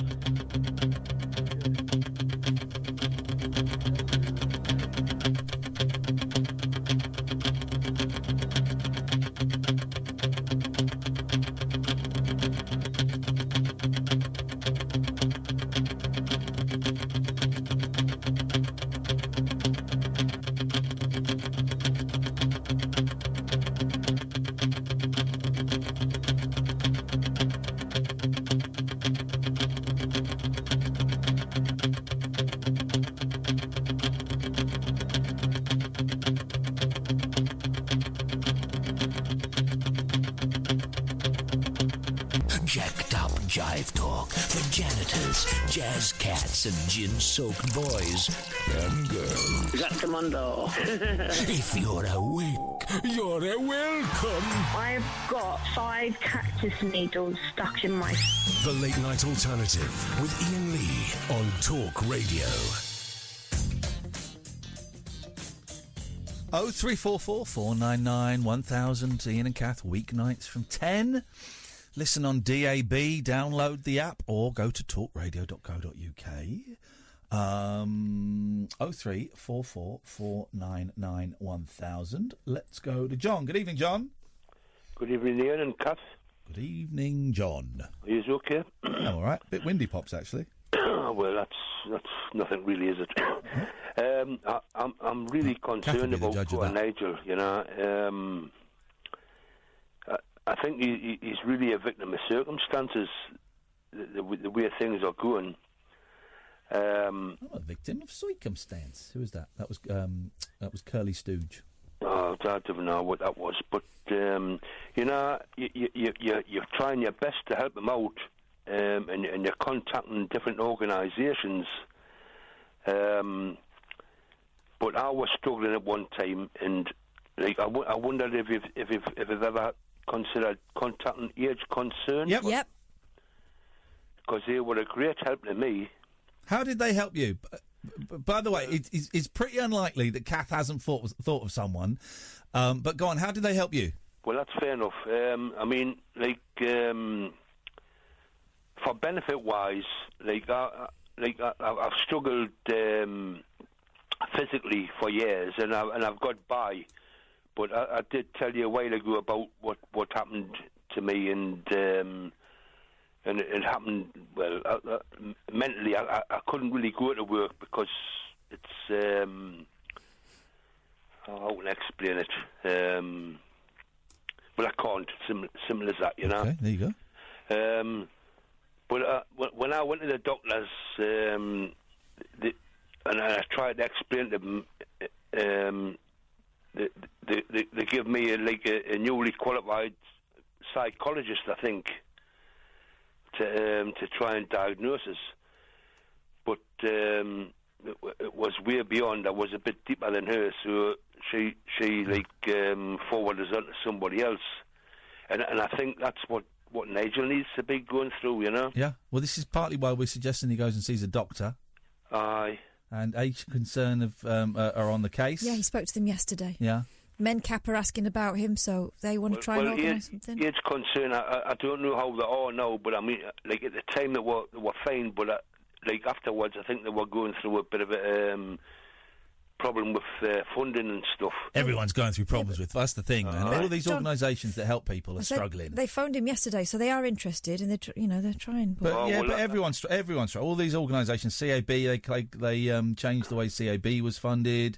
Everybody. This is what a lot of it comes down to is money. Well, I would just like to champion them, like the Age Concern, because they helped me a hell of a lot, you know. Okay, well, good. Well, fingers crossed they'll be able to do something for old Nige, big old Nige. I hope he gets all the help he needs. Fingers crossed. You're a good man, John. Thank you for that. Okay, good night. Tutty bye. Good night. Good night. Good night. Good night. Good night. I'm from Wales. I'm going up. I'm from Wales. Good night. I'm a Geordie. I'm a Geordie man. I'm a Geordie man. That's a bit Scottish. Let me just hang on. Geordie. Man. Geordie's more. Do you want a Ferrero Rocher while you wait? Here we go. It's an advert. They're an advert. You're not welcome. Here, let's try this. Hi everyone. So a while ago, I did some videos on accents, and Holly one Matthews. of the popular ones was my own accent. So I thought it would be useful just to do another version. Learn now, Geordie I accent, totally Holly Matthews. never ever plan any of my videos, so I just speak, and then if it makes any sense to people, it's like our then show. Wicked. If it doesn't, then soz. Okay. So I'll just keep talking. So like this. My accent softened a lot, so I'm going to thicken it up slightly, just so you can hear the proper sounds of Geordie. Proper sound. My accent softened because I haven't lived My accent softened in Newcastle upon Tyne, in the northeast of England. For about 10 years. So it just means that I've spent 10 years of my life having to be understood. So I've had to slow down the Geordie accent. We speak really, really fast. Speak really, really fast. 10 years. And I've had to really enunciate what I'm saying to make myself understood and not be a slang because obviously I want to be understood. So I've had to soften it, but I still got a Geordie accent. Harden it now. Harden it for me. I guess a posher Geordie accent. Accent. I find that when people try and do the Geordie accent, they tend to do more of a Sunderland accent, which is it's near. It's a city that's nearby, but it's not the same accent, and certainly there's a lot of rivalry between the two cities. So if you get it wrong, you'll be in trouble. Okay. Certainly football rivalry. Okay. Sunderland tends to be slightly softer in the way it's said. So, for example, we would say book for what you read. A book. A book in Geordie, or a book would be kind of boke. It's kind of softer, Boke. slightly different. Boke. In Sunderland. A big so boke.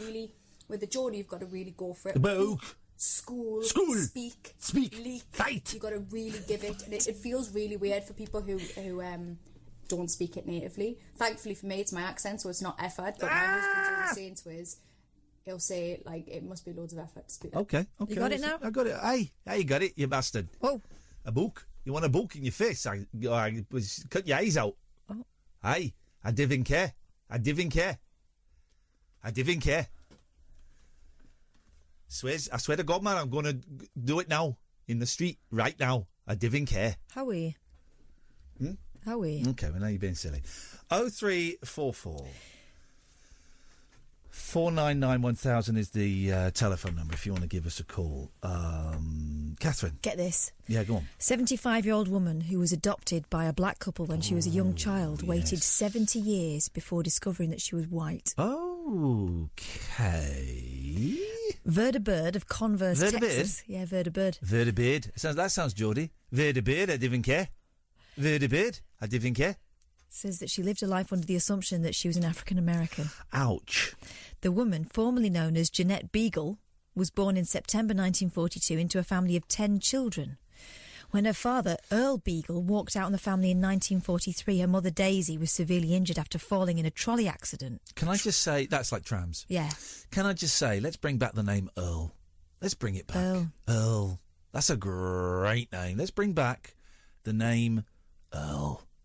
Continuez-vous, s'il vous plaît. So when that happened, the trolley accident, the children were removed from the home. Jeanette was then adopted by Ray and Edwina Wagner, a financially secure black family in Newton, All right, mate. Kansas. Actually, the colour isn't important. I don't know why you keep it mentioning is important because she thought she was black. Colour isn't important. Race. I'm surprised you're mentioning race, sexuality and gender in this. It's not important. Continue. Man, you're so woke. Yeah, I am actually. And you're so cis. I don't know what cis means. Cis means that you were born a gender. But what does cis mean? It means that if I'm cis female, it means that I am not trans. No, I know that. But does cis stand for something? Cisgender. Cis is caught in situ or something. I think it's from Latin. Okay. I don't care what country it's from. I just want to know, does it stand for something? Yeah. Okay. So the couple then changed the girl's name to Verda Ann Wagner. She lived, thanks to her father, who earned a good living as a railway porter and was always regarded as a fair-skinned black child. Please, you keep mentioning race. It's the whole point of the story, man. I'm going to ask you to... man now, is it? Wow. Cis man. I'm going to ask you to try and do the story again, start from the beginning, but without mentioning colour or race. Well, it's the point. Well, it isn't. It's the entire point. Well, if you let me finish. It literally isn't. We're all. If you stop mansplaining the story to me. We're all human beings. Haven't heard the story. We're all human beings. We're all one. Some of us more human than others. Exactly. Thank you. I'm glad at last we're getting somewhere, Katherine. We're all human beings. I don't even know what colour you are. I don't know. I'm see-through. My adopted mother, Edwina Wagner, never told me she'd adopted a white baby, she said. Here we go again. She took it to her grave that she had a white daughter. If this was a white family adopting a black baby, would you mention it? No, because it's irrelevant. I would if the black baby thought she was white. Yeah, I would. All right, what if it was a Muslim? You wouldn't speak to them like you're speaking to me. What?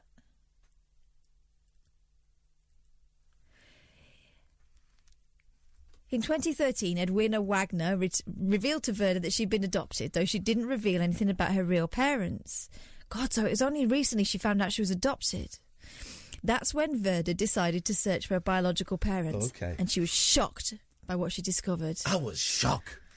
It was unbelievable, she said, when talking about her reaction to the news that she and her biological siblings were white. I grew up not questioning birth or anything else because I was never told I was born white. I was shocked. Bird's story is now the subject of an autobiography, 70 Years of Blackness. She's going on about it. I was shocked. She's allowed to. She's a black woman. I was shocked. She's not, though. Well, then she shouldn't be allowed to go on about it. Either she is or she isn't. You've got to make your mind up. She first revealed her story in 2015, around the same time when the nation was riveted by the story of Rachel Dolezal. I was shocked. Dolezal... Okay, I'll say, my name is Yasser and I am a massive racist. Is a former NACAP leader in Washington State whose life unravelled after she was outed as a white woman pretending to be black. I was shocked. Dolezal, who legally... Wow! who legally changed her name to Kechi Diallo in 2016, was charged last year with theft by welfare fraud, perjury and false verification for public assistance. Wow. Why does life have to be so unfair? Anyway, thanks for taking my job seriously, the fact I'm trying to tell your story seriously, you know, and appreciate me as a person. I'm really glad. Don't be so silly, Kath. 0344. I just want this to be a safe zone, and I just think you mentioning race, as much as you did in that story, will have left certain members of our listening community feeling a little bit vulnerable. And I don't want that to happen. And I look forward to hearing the inevitable apology. Let's go... Let's go to line 2. Line 2, you're on the wireless. Good evening. Hello. Hello. Hello. Hello. Ah, someone pretending to be Andre. Someone auditioning for the Andre role. Away you go, Andre. Well, my old friends here in Essex, it's really wonderful at the moment. This the is lawns terrible. are really nice. My tulips are coming up lovely. My chrysanthemums, my roses, everything. It's really beautiful weather. This is awful. This is a terrible Andre impression. Awful? This is really wonderful, this is. No, it's awful. It's the worst Andre impression we've had. You're even worse. I mean, not even he's that drunk. Well, Katherine, you're really economical with the words again. Can you talk a bit more for me? Did you take the penis from your mouth? That's a bit rude, all right. No, this is terrible. We're going to let you go. What's your real name? I don't know. David Brewer, I think. Okay, that was the worst Andre impression I've ever heard in my life. I mean, what a ridiculous person. Awful. 03, got another hour. 0344 499 1000 is the telephone number if you want to give us a call.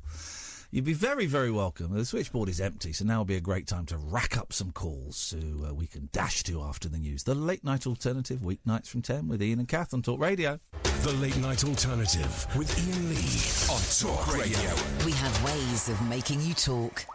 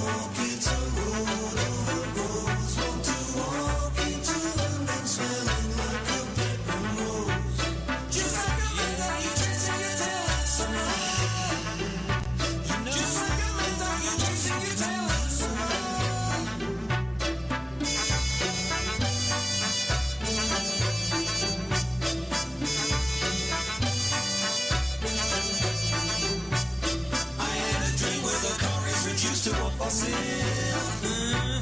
I had a dream where the car is reduced to a fossil. Take a packet of seeds, take yourself out to play. On the cereal, kiss where we have all turned away. It's all in the flash, y'all. Come for the road. Grass is always greener when it bursts into concrete. Take a packet of seeds, take yourself out to play. On the cereal, kiss where we have all turned away. River of orchids winding my way. Want to walk into London on my hands one day. River of orchids, a road over rose. Want to walk into London smelling like a baker rose. River of orchids winding my way. Want to walk into London on my hands one day.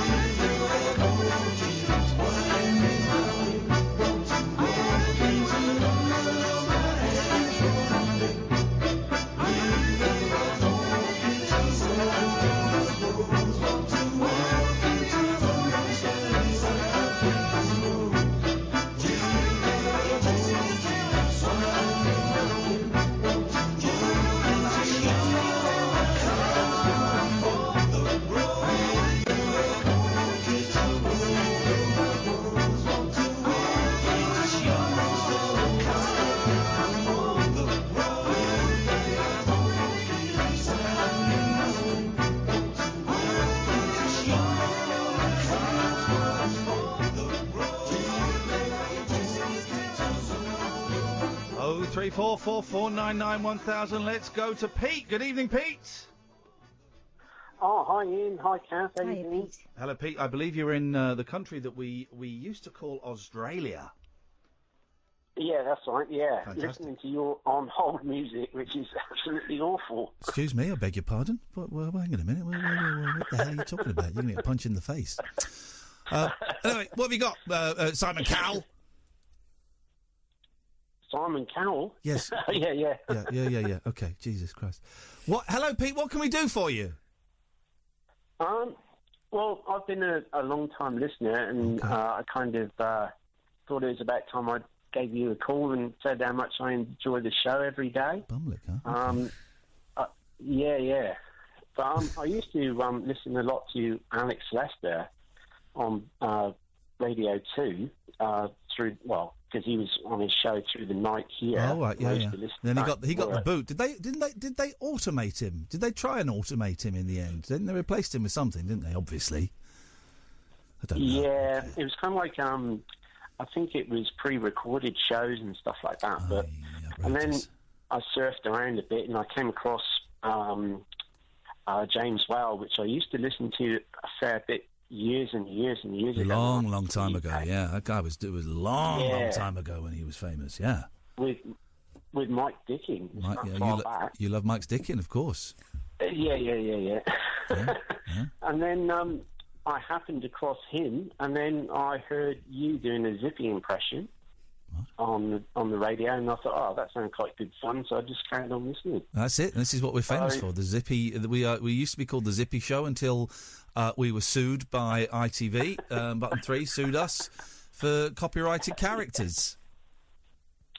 But you were on yesterday, and I didn't get a chance to call you yesterday, about people fighting in Australia. Oh, yeah. And, yes, that was it. That was a big news story.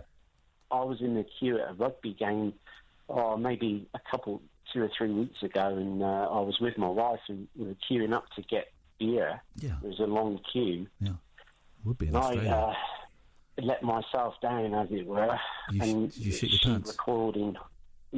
She recording horror and what the hell have you done? And the bloke in front of me gave me a pretty dirty look, but the blokes behind me, who probably would have caught the worst of it, didn't stop in conversation. So, yeah. What you should have done is wandered up to near the front of the queue and done it there and shortened, decimated the queue. Yeah, well, I have got another mate of mine that I heard about through his wife. He lives in Perth. Yeah. And he was on a job working in a house, and he was putting up some new doors or windows or something, and he had to take a crap real bad.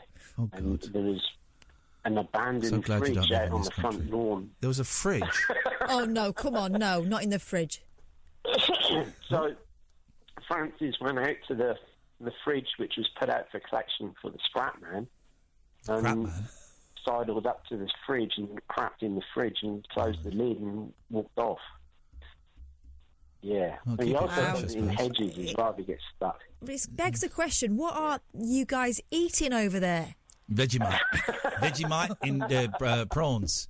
They're getting their shrimps out. They're getting their shrimps out and putting it in, hotting it up in the bush. You're putting your shrimp in the bush or out back? Where's your shrimp going, mate? I've been eating a lot of that chipotle sauce recently, so I reckon that's probably got a fair bit. Chipotle sauce and on my prawn, and I want to put my prawn in the bush.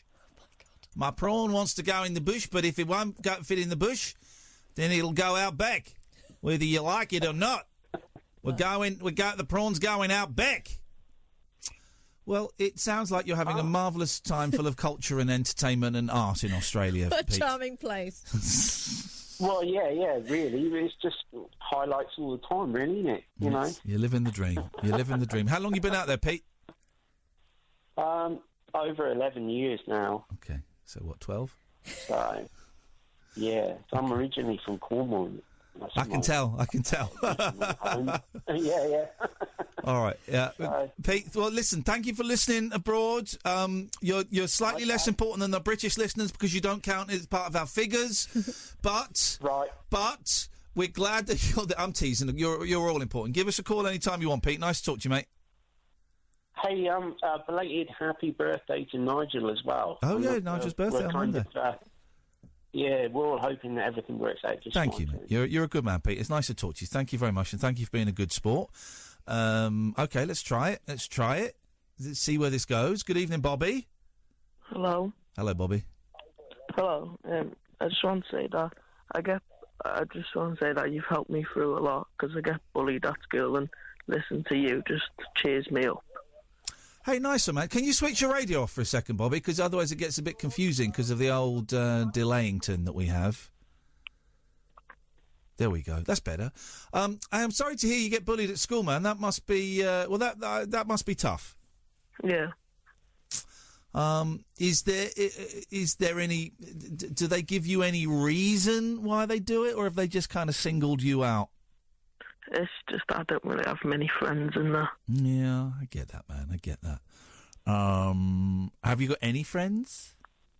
I've got a couple, yeah. Okay. And are they cool friends or are they idiots? Yeah, they're good. Okay, because, you know, if you've got a couple and they're idiots, that's no good. But if they're cool, then you're in. Yeah. And how is... when you say getting bullied, what kind of bullying is it? If you don't mind me asking, you don't have to answer. It's mostly just not physical, but tormenting, really. Yeah. And there's nothing you can do about it. Oh, he's gone. All right. Thank you, Bobby. I appreciate that. Thank you, Bobby. I hope everything's all right there. Let's go to John. Good evening, John. I'll read Cass.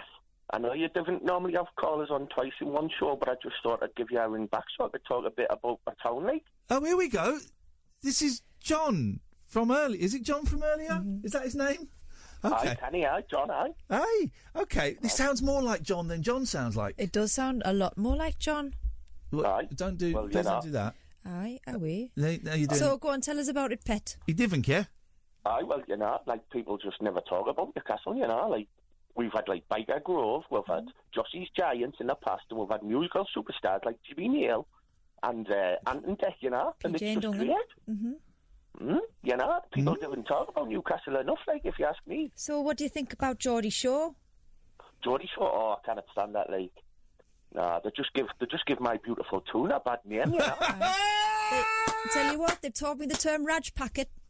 We're not really like that, you know. We're all, like, pretty down to earth. We're just like a pint of Newquay Brown, you know. What is it? I haven't been to Newcastle for a while. I think I've been to Newcastle twice. And the kind of the joke about Newcastle is true. What, near cuts? Near cuts. Well, that sounds a bit rough, doesn't it? I've got to be careful saying that. That the lassies in November, December, January, February, when it's freezing, will go out in little, tiny, short little dresses and near cuts. Got to be careful saying that because that could be near cut. I've got to be honest, like, the lasses in Newcastle, some of them are a bit rough, you know? No, they're beautiful. Beautiful women all over the country. Beautiful Newcastle. What is the thing, John and Katherine, what is the thing with women? I get shoes being uncomfortable, right? My shoes were uncomfortable the other day, and I took them off when I was inside, but when I was outside, I kept them on. What is it with women taking off shoes after a night out and walking barefoot? Yeah, I've done that. Barefoot. No socks, no tights, no stockings. Barefoot on, like, city pavements that are covered in flob and dog poo and spaff and glass and bogies and blood and disease and AIDS. All of this stuff is on the floor, and they're just walking around barefoot. Right. What is that about? Okay, well, John, do you want to handle this one, or shall I do it? Well, you know, you can take the reins, Kath, you know. If you've been dancing all night and you're a bit drunk, right, those shoes were probably not comfortable when you put them on, but you bear with it, right? And it takes a certain amount of skill to walk in high heels, full stop, right? Of course it does. So I would do, just to say, when I do dress up as a woman, I'll look forward to that. Yeah, well, it's a different walking technique. I think I'm going to go for knee-length black leather boots. Well, good luck with that. Some FMBs. I've got to be honest, like, some of the guys wear those, like, on the tune on a Saturday night, you know? Beautiful. It's 2019, you know, they can wear what they want. So, like, the long boots, like, that cover the hairy legs, you know? Aye, that's right, you know. What are you talking about? They probably shave their legs. They're all very groomed in Newcastle. I didn't even care. I get the feeling you're trying to mock my accent here, Ian. I didn't even hear what you're saying. I didn't even hear what you're saying, like. Because we've got a beautiful bridge here, you know, as well, the Tyne Bridge. Have you ever heard of that? Aye, I didn't even know the Tyne Bridge. Aye, well, it's like one of our most famous landmarks, but unfortunately it was made down in Middlesbrough, you know. Aye, I know, and they shipped it all up, didn't they? That's right, aye. I mean, we couldn't do it ourselves, like, you know. Here's the thing. On a smoggies down the road. I drove, when I was 17 years old, I just passed my driving test, and Freddie Mercury had just died. I drove... No connection? It was just... No, there was no connection. I'm just saying, these are important things in my life. I drove Jimmy Nail's car, his own personal car, through the streets of Newcastle on my own. He's lying. I'm not lying. Oh, I see what you've done now. I'm not lying. I actually did. Another cracking tune, that stuff. Okay. I'm going to cut you off now, John. I'll read. Yeah, so anyway, you've been dancing, your feet swell up, and it flipping kills, and after you've had a few, it just seems like the logical thing to do. Oh, it's disgusting. It is disgusting, but I've done it. And I'll probably do it again. It is disgusting, and a women like that, I think, should be put in prison. In fact, let's put all women in prison. 0344 499 and make me a warder. 0344 Weirdo. Warder. No, weirdo. Oh, warder. No, weirdo. I think I mean a warden. 03, they can come into my den. I'll be the warder of the den. 03, warder. 03, let's just go to the ads. Dead of night discourse for disco queens. I'm related to Jedward and Dolly Parton. Dairy farmers and distant fathers. Yeah, well. The late night alternative with Iain Lee. Doing lots of things that we don't know about, we can't control. On Talk Radio. Yes, great. 0344 499 1000 is the phone number. Let's go to Naveed. Good evening, Naveed. Hi. Hey, man, how you doing? Oh, sort of okay, yeah. Yeah? Yeah. Yeah? What's going on, brother? I've got some good news and bad news. Bad news is that my auntie, her son's wife, his sister, his 2 kids, and her sister's friend's brother, 5 of them, and the driver were going to a wedding in Pakistan last week, and they didn't even reach the destination, and a truck crushed them, and 5 died, and the driver survived. Oh, mate. Mate, I'm sorry to hear that. That's terrible. Yeah. That's terrible. When did you find out about it? I've found out last week, but the sad story is that the guy's sister and wife died, and he had 3 boys and 1 girl. The first girl died when she was 4 or 5 years old of a fever. And then last year, his son, 15 years old, died of throat cancer. So he had 2 surviving, and the wife and his sister, and the sister's friend's brother, they got crushed in a car, and he's got no kids left and no wife left. Wow, mate. That's beyond horrific. There are no words. There are no words. I'm sorry to hear that, man. Yeah. Wow. How are you feeling about that? I'm pretty sad because it's like he's got nothing left now. If you think about it, like his younger brother died ages ago of kidney failure, and then his whole family is, if you think about it, is wiped out. He's got no legacy. He's got nothing left. When his kid's born, 15 years he spent, and 5 years, and 12 and 13, and there's nothing left. Yeah. Plus, his sister died as well. Well, there are no words. It highlights how paper thin the gap between life and death actually is. Whatever plans you make, ultimately it's not really up to you. I'm really sorry to hear that, Naveed. You mentioned that there was some good news. Good news is my sister had a baby boy last Tuesday. Hey, there you go. Well, that's great news. That's something to focus on, isn't it? It is. Sadness, isn't it? Yeah. You can't celebrate it. How are you, Naveed? Because we spoke to you on Friday, and you tried to kill yourself last week. I'm just up and down, just like normal. I went to the doctors. I tried to get a DNR form. Yeah, do not resuscitate, and they refused to. They refused. They said that I haven't got a terminal disease or terminal illness, and they can't authorize it at the moment. I know that you've spoken to Katherine. Yes. And no pressure, but I just wondered if any of the suggestions that Katherine had made had time to think about any of them. She forwarded to RNIB in Leeds, so I've spoken to them, but unfortunately they can only give me advice. They can't get me carers or volunteers to get me out of the house. Okay, what's the device? The advice is just basically... Oh, advice, sorry. Yeah, sorry. Going to the local charities in Huddersfield and asking them, but I told them that most of them cater for the people in the 60s to 90s. Okay, hang on a minute, Katherine. That's not what the conversation I've had with the RNIB suggested. Right, that's what they've told me. That's what you said to me before you spoke to him, though. Yeah. The thing is, if you call any of the Huddersfield charities in Huddersfield... When did you speak to the RNIB, Naveed?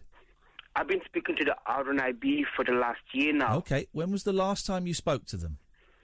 Probably 2-3 days ago now. Okay, and that was after Katherine had spoken to them? Yes. Yeah, and was it Natasha that rang you?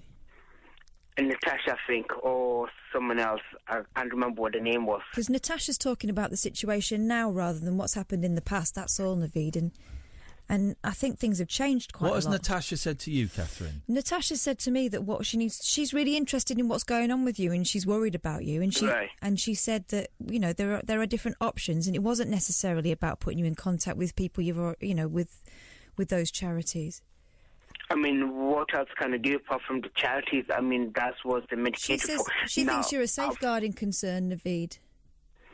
Yeah, but the thing is, I've talked to Bradford charities and Leeds charities that are close by me, but unfortunately, their catchment areas are based in their own cities. They can't come and get me from Huddersfield and take me to Leeds and drop me back. They can't do that. That wasn't the conversation. You know what I mean? But I also had we talked about, because we were going to speak yesterday, weren't we, Naveed? And then we tried to call you and you didn't answer. But there was a thing today, and they would have come for you and taken you, but here, I feel like you're still talking about the way the situation was last year, and actually, you know, Hassan is willing to talk to you, and he's been in almost exactly the same situation as you. And I know no one can completely understand it, but he's been there. Yeah. And he's willing to have a chat with you. How about that? What if I put you in touch with Hassan? Yeah, okay. All right. All right. Well, that sounds optimistic, and you sound more optimistic than you did on Friday.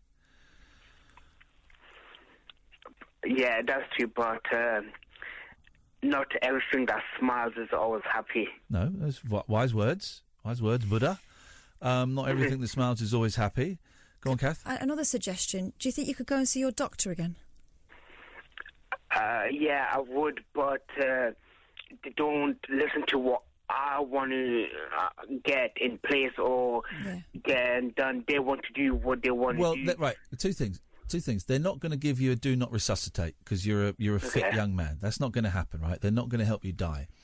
When you go and sit in the doctor's surgery with the doctor, do you sit in there on your own, or does your mum come in? My mum comes in with me because I can't walk on my own. Right. How about this? Your mum walks you into the doctor's surgery. Yeah. Sits you down, so you're in the room with the doctor. Yeah. Then she turns around and she walks out and she shuts the door so that you're there on your own with the doctor. And then when you're finished, the doctor goes out and says, Mrs. Naveed, if you could come and get your son now, he's ready. How about that?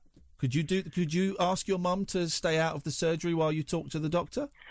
I've done that before, but I just get more frustrated against the doctor because he or she won't listen to me. Well, then I suggest you speak to another doctor, if that's true. Okay. If that's true, That's true. Well, then if that's true, then you need to speak to another doctor who is more understanding, and you need to tell them you need to tell them that you tried to kill yourself. You need to tell them that you're living in a room and that you are not getting taken out and you are not getting exercise and you are not being given any of the skills that would help you develop independence. Yeah. Right. One more thing. Yeah. Would you pick the phone up when Natasha rings you? Because she's been trying to call you. Yeah, I would. Yeah, the thing is that I sometimes take my medicine and I feel drowsy. Like you called me yesterday. You could have heard by my voice that I was a little drowsy. Naveed, let me ask you a question, right? And I need a really honest answer from you, okay? Okay. And there's no judgment. Whatever the answer is, it's cool. There's no judgment. But I need a really honest answer just because of the stuff that's going on. Do you want help? Yeah, of course I want help. No, you say of course, because we have presented you with a couple of opportunities that you haven't taken. And again, this is not criticism. I'm not having a go at you. I get it, man. I get it. It's tough. But if you don't want to help, that's cool. And we'll stop. You know, Kath has put in a lot of legwork. And again, I'm not saying this to make you feel bad, but we'll stop putting in. You know what is? I want a legacy. Like my sister's married. She's got kids. Next year she'll be married for a decade. You want kids and to be married? No, listen. That's a legacy. My brother's gonna get married within this year or next year. Yeah. He's gonna be 30 next year. So he's going to get married and move out and have kids. That's his legacy. But what's my legacy? I'm nearly 38 this year. What do you want? Well, okay. Well, at the moment, your legacy is a bloke who tried to kill himself 6 days ago and who lives in a room. What do you want your legacy to be? I want to find happiness. I want to find someone to love me. I've been stuck in the same... Right. Position for the last 40 years since my ex left me. Okay. But that can happen some way down the line. You've got to put in a lot of work first. Yeah. That can happen, but it ain't going to happen tomorrow. It's not going to happen. It's going to happen this year? Unlikely. You've got to put in a lot of work to learn how to be a human being, to learn how to be an adult, to learn how to be independent, to learn how to step away from the shadow of your mum, who I would suggest, from what I've heard, sounds like a great woman, but I don't think she's helping you, man. I think she's holding you back. And that's not a criticism of your mum, because mums want to protect us. Of course they do. But sometimes in trying to protect us, they actually smother us and stop us growing up as into humans, into men, in our case, Naveed. Yeah, but I'm talking to you right now, right? Yeah. And it's nearly, say, 1 o'clock. Yeah. I can't walk out to the door on my own and at the moment you can't. I want to. Do you know what I mean? At the moment you can't. But tell me then how there are millions of blind people all over the world that can walk out of the house on their own. What's different from you and them that they can do it and you can't? Because they've got sport and I haven't. Do you want sport? Yes, of course. What sport do you want? Cricket? No, I volunteered. What? I volunteered to take me out. Support. I thought you said sport. All right.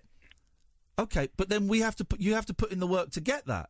But also, a lot of these blind people, they go out on their own, Naveed, because over the years they have been given and they have worked at acquiring the skills to live on their own.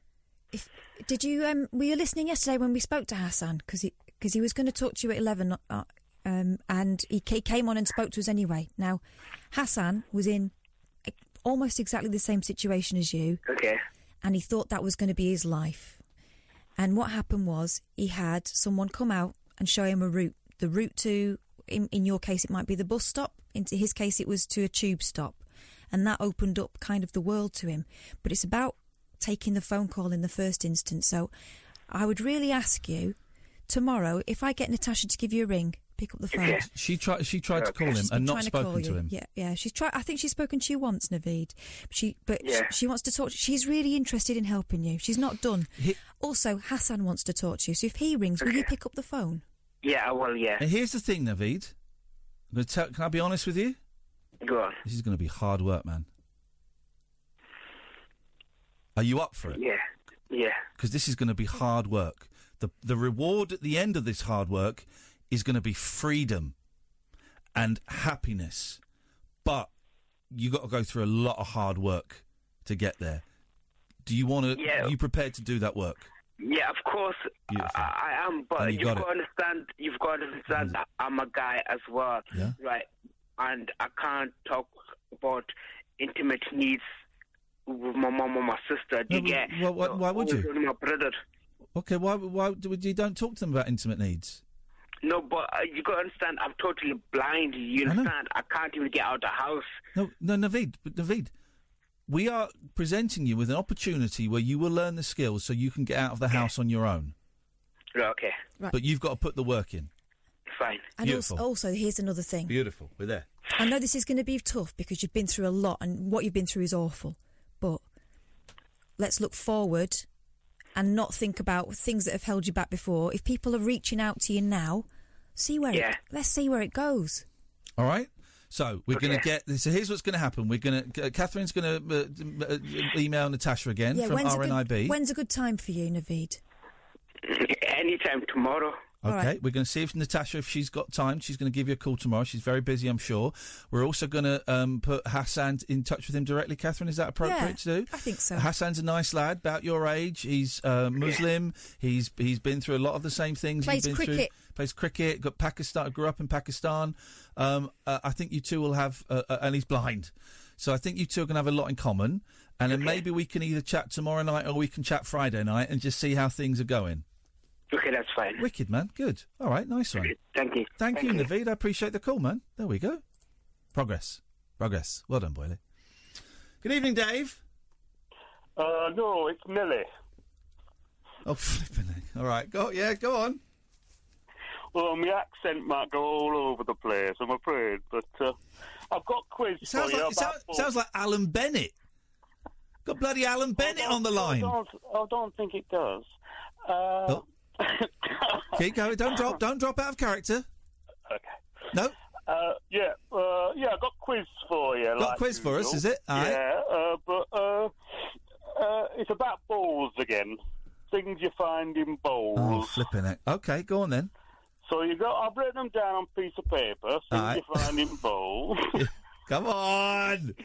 And you got to tell me 10 things. They're really obvious things that you find in bowls. Okay. So you've got a minute. So let's see how you get on. Okay, kidneys.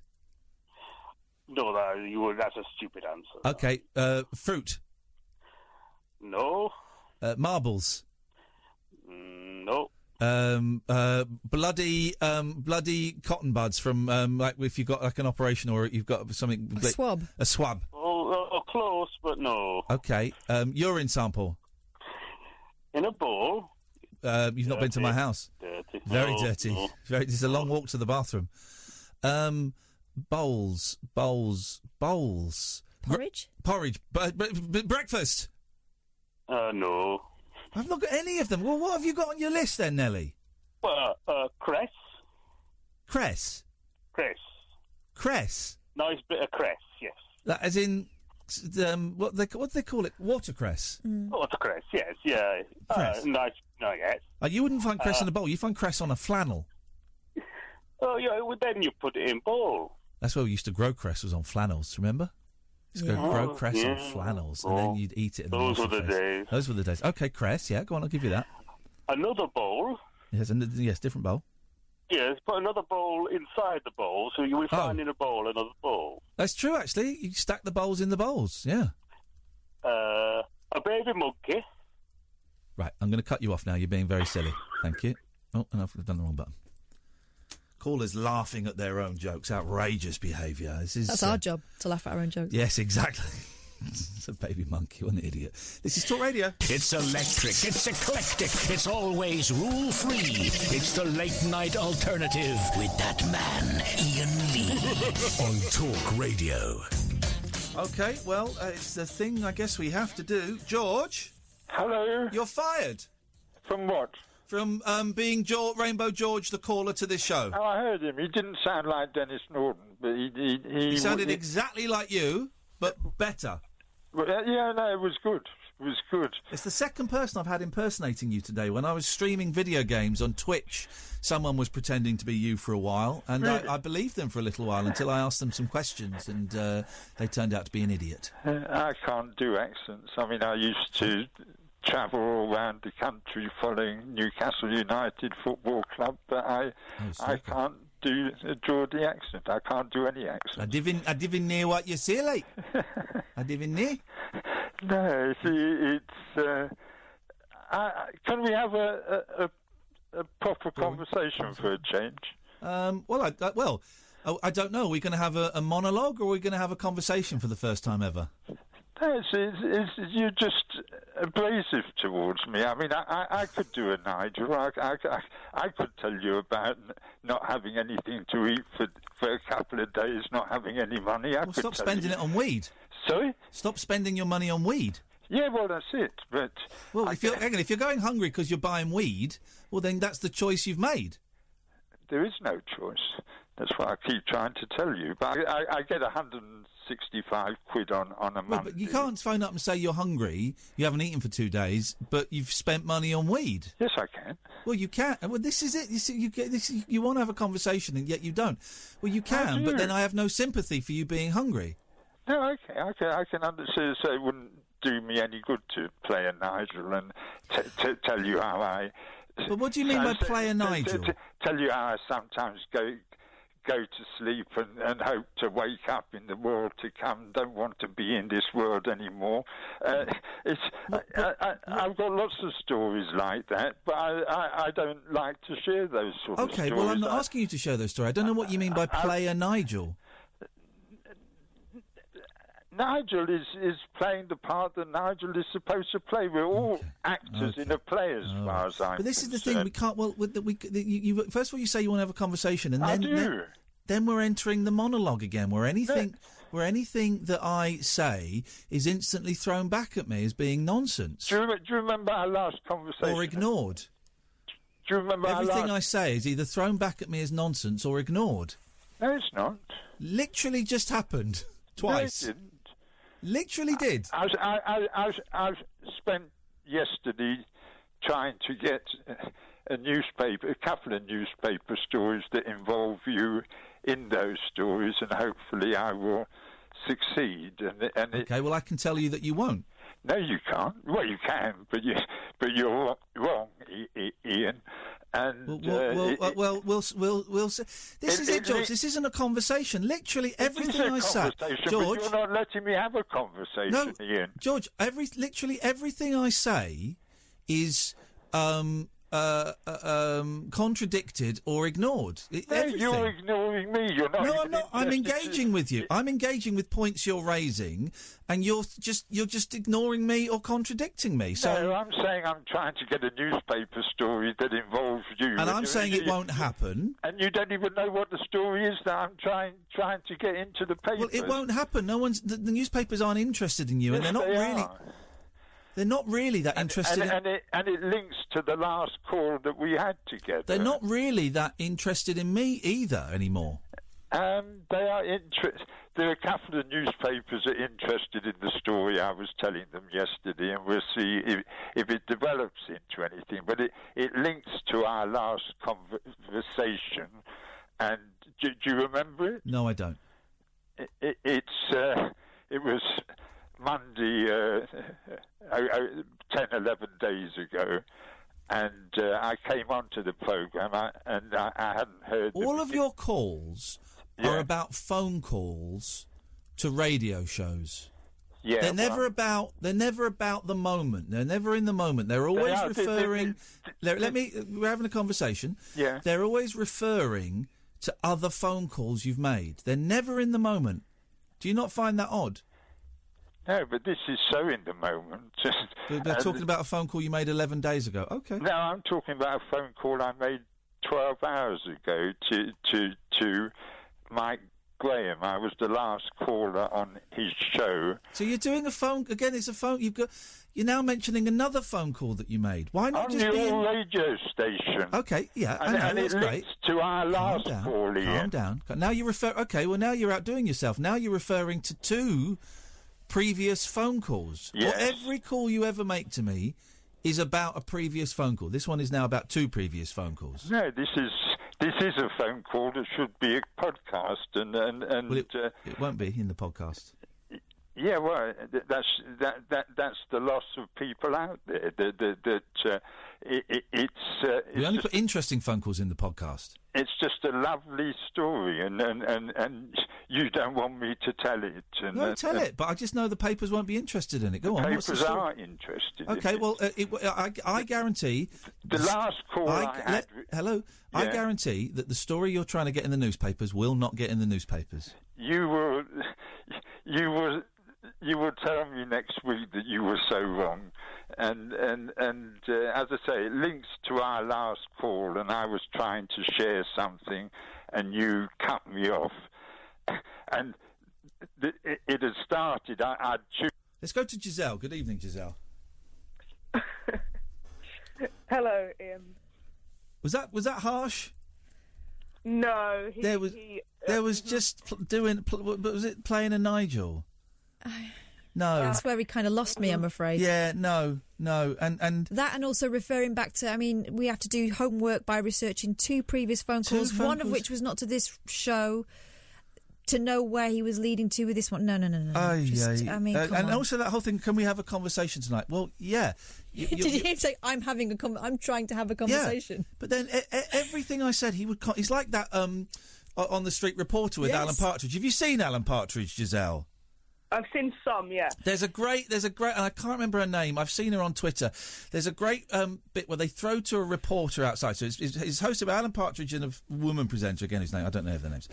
And her name's Jenny, I think. Yeah, and they throw to an outside reporter, and every question that the woman presenter asks, she goes, "Yes, that's right. There is going to be a big," and every question that Alan asks, she goes, "No, you're wrong." So the woman might say, "Well, I hear there's going to be a big protest." "Yes, you're right. There's going to be expected to be 150,000 people turn up," and Alan would say something like, "That's a lot of people." That's a lot of people. Well, actually, no, it's not, Alan. Historically, that's quite a small, and it's just fun, and that's what it's like with George. That's exactly how I feel, except he completely ignores me. Does ignore you. Anyway, Giselle, you're here now. Let's talk about you.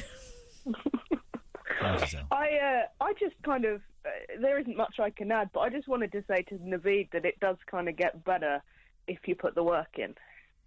And yes, just to confirm, because Giselle is also a blind Pakistani. Have I got that right, Giselle?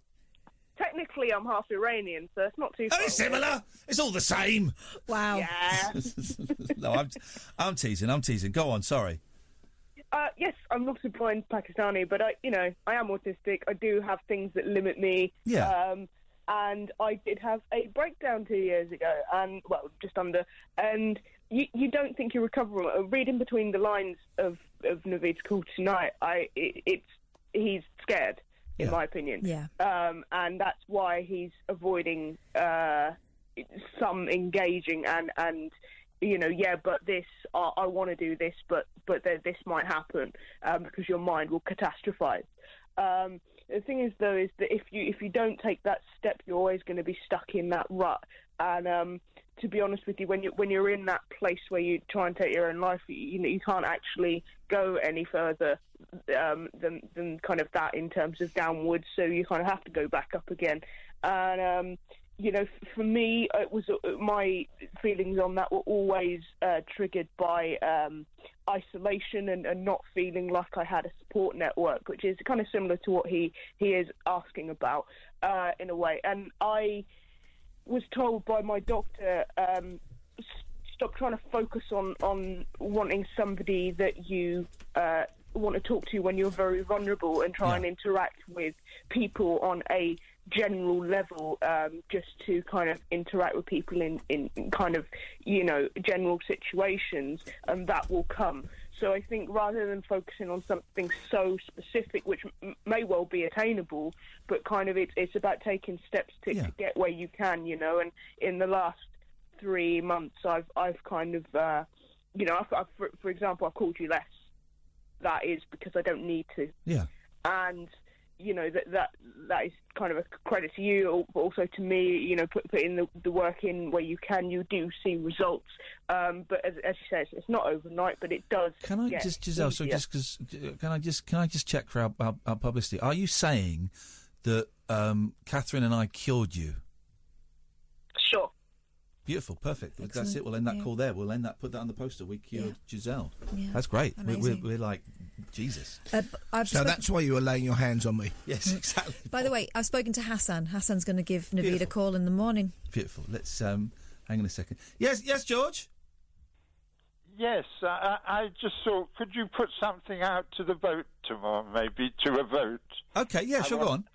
I want you to change the name of your programme. Okay. From the late night alternative Here comes the burn. to the late night surgery. Okay, we'll put it out to the vote tomorrow, George. Thank you very much indeed. Paul Ross. Strange vibe, huh? Wow. Going to be interesting 4 hours for me ahead. Oh, why? What? What's happening? We might open the phone lines, 0344 499 1000. I'm going to call the show the early morning alternative because you're the late night surgery. Well, the unkindest cut. We're having a vote on it. Will it be an indicative vote? 8 no's? It won't be legally binding. Unlock! What is going on, man? We're all screwed up. The whole country. Order! Except I don't know if we are. Oh, you see, because for you in particular, as you know, one of my eldest nephew is a professional video games commentator. Yeah. Just flown back from Hong Kong to America, having a great life, doing a great job. Wow. He'll soon be heading for Philadelphia. Yeah. Because in Philadelphia, home of the Philadelphia Eagles, and we've got the architect on the programme, they are building the world's first purpose-built arena for video games.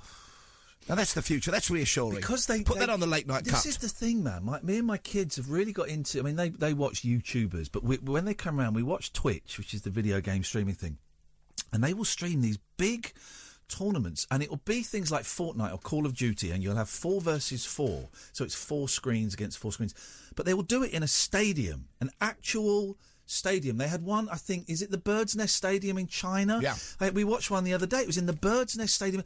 80,000 people were there cheering on 8, geeks, my people, playing. I think it was Call of Duty, but in a stadium. It's insane, and they're building a specific. I think it speaks to the same emotion that made us all go to the Roman gladiatorial arenas. Yeah. It's a shared experience. It's a celebration. I love it. I think it's a sport, definitely. And this is going to be called something called the Overwatch League. I'm reading this because I don't really grasp it. Yes, the Overwatch League, a globe-spanning computer game league that has steadily assumed all the accoutrements, very Daily Telegraph word, of any other professional sport, with lucrative salaries and crowds of adoring fans. It's on the way, and we've got the architects on the programme. I don't play Overwatch anymore because they messed up the character Symmetra and they changed it, and once they did They didn't mess up Symmetra, did they? Yeah, they messed up... Kath, do your Symmetra impression. There you go. They messed up Symmetra, Paul, and once that happened... Was she a pole dancer? Kind of. She's like a sort of sexy girl from space. Do they have any plain, rather, attractive but bright, dumpy women in these video games? No, they've all... no, it's just Scooby-Doo, is it? Just the little one out of Scooby? May is. Is she? Yeah, May looks her a bit... parents won't be happy with that. She's still wearing skin tight. No, May looks like Velma. Does she? She's like a slightly... the best people. Yeah. So they do. And then I've got a suggestion for your drag look. Oh, yeah, go on. I'm thinking Weimar Republic lesbian. You could shave off half the beard. Okay. And you could do the Tommy Cooper routine where you could speak... Yeah, you see? Victor Victoria. Yeah, you see? Take that to Edinburgh. Put that in your... You must have dragged up for some TV. I was asked once to be... I was a pantomime Dane for This Morning when I was doing a pantomime watch for them. Yes. But I was asked to be the narrator of Rocky Horror Show. Oh. And they didn't want to audition me, and I said, you should audition me because I'm a terrible actor. Right. And then they auditioned me. They didn't call back. But they wanted me to do that. And then I'd have worn, apparently the narrator wears stockings and suspenders from the waist down. Yeah. Even as I talk to you now, I'm rehearsing for that role. Paul Ross is up next. Thank you, Sam. Thank you, Katherine. Thank you to precisely 86% of our callers this evening. I enjoyed that. I'm really tired today, but we got through it. 2 more to go, and I got a week off. Well, no, 1 more to go. The launch of the Late Night Cut tomorrow night. Apparently so. We will be back tonight at 10. Stay tuned, though. Coming up after 1 o'clock, it's Paul Ross on Talk Radio. Talk Radio. Digital debate for the UK. Talk Radio. We'll get you talking.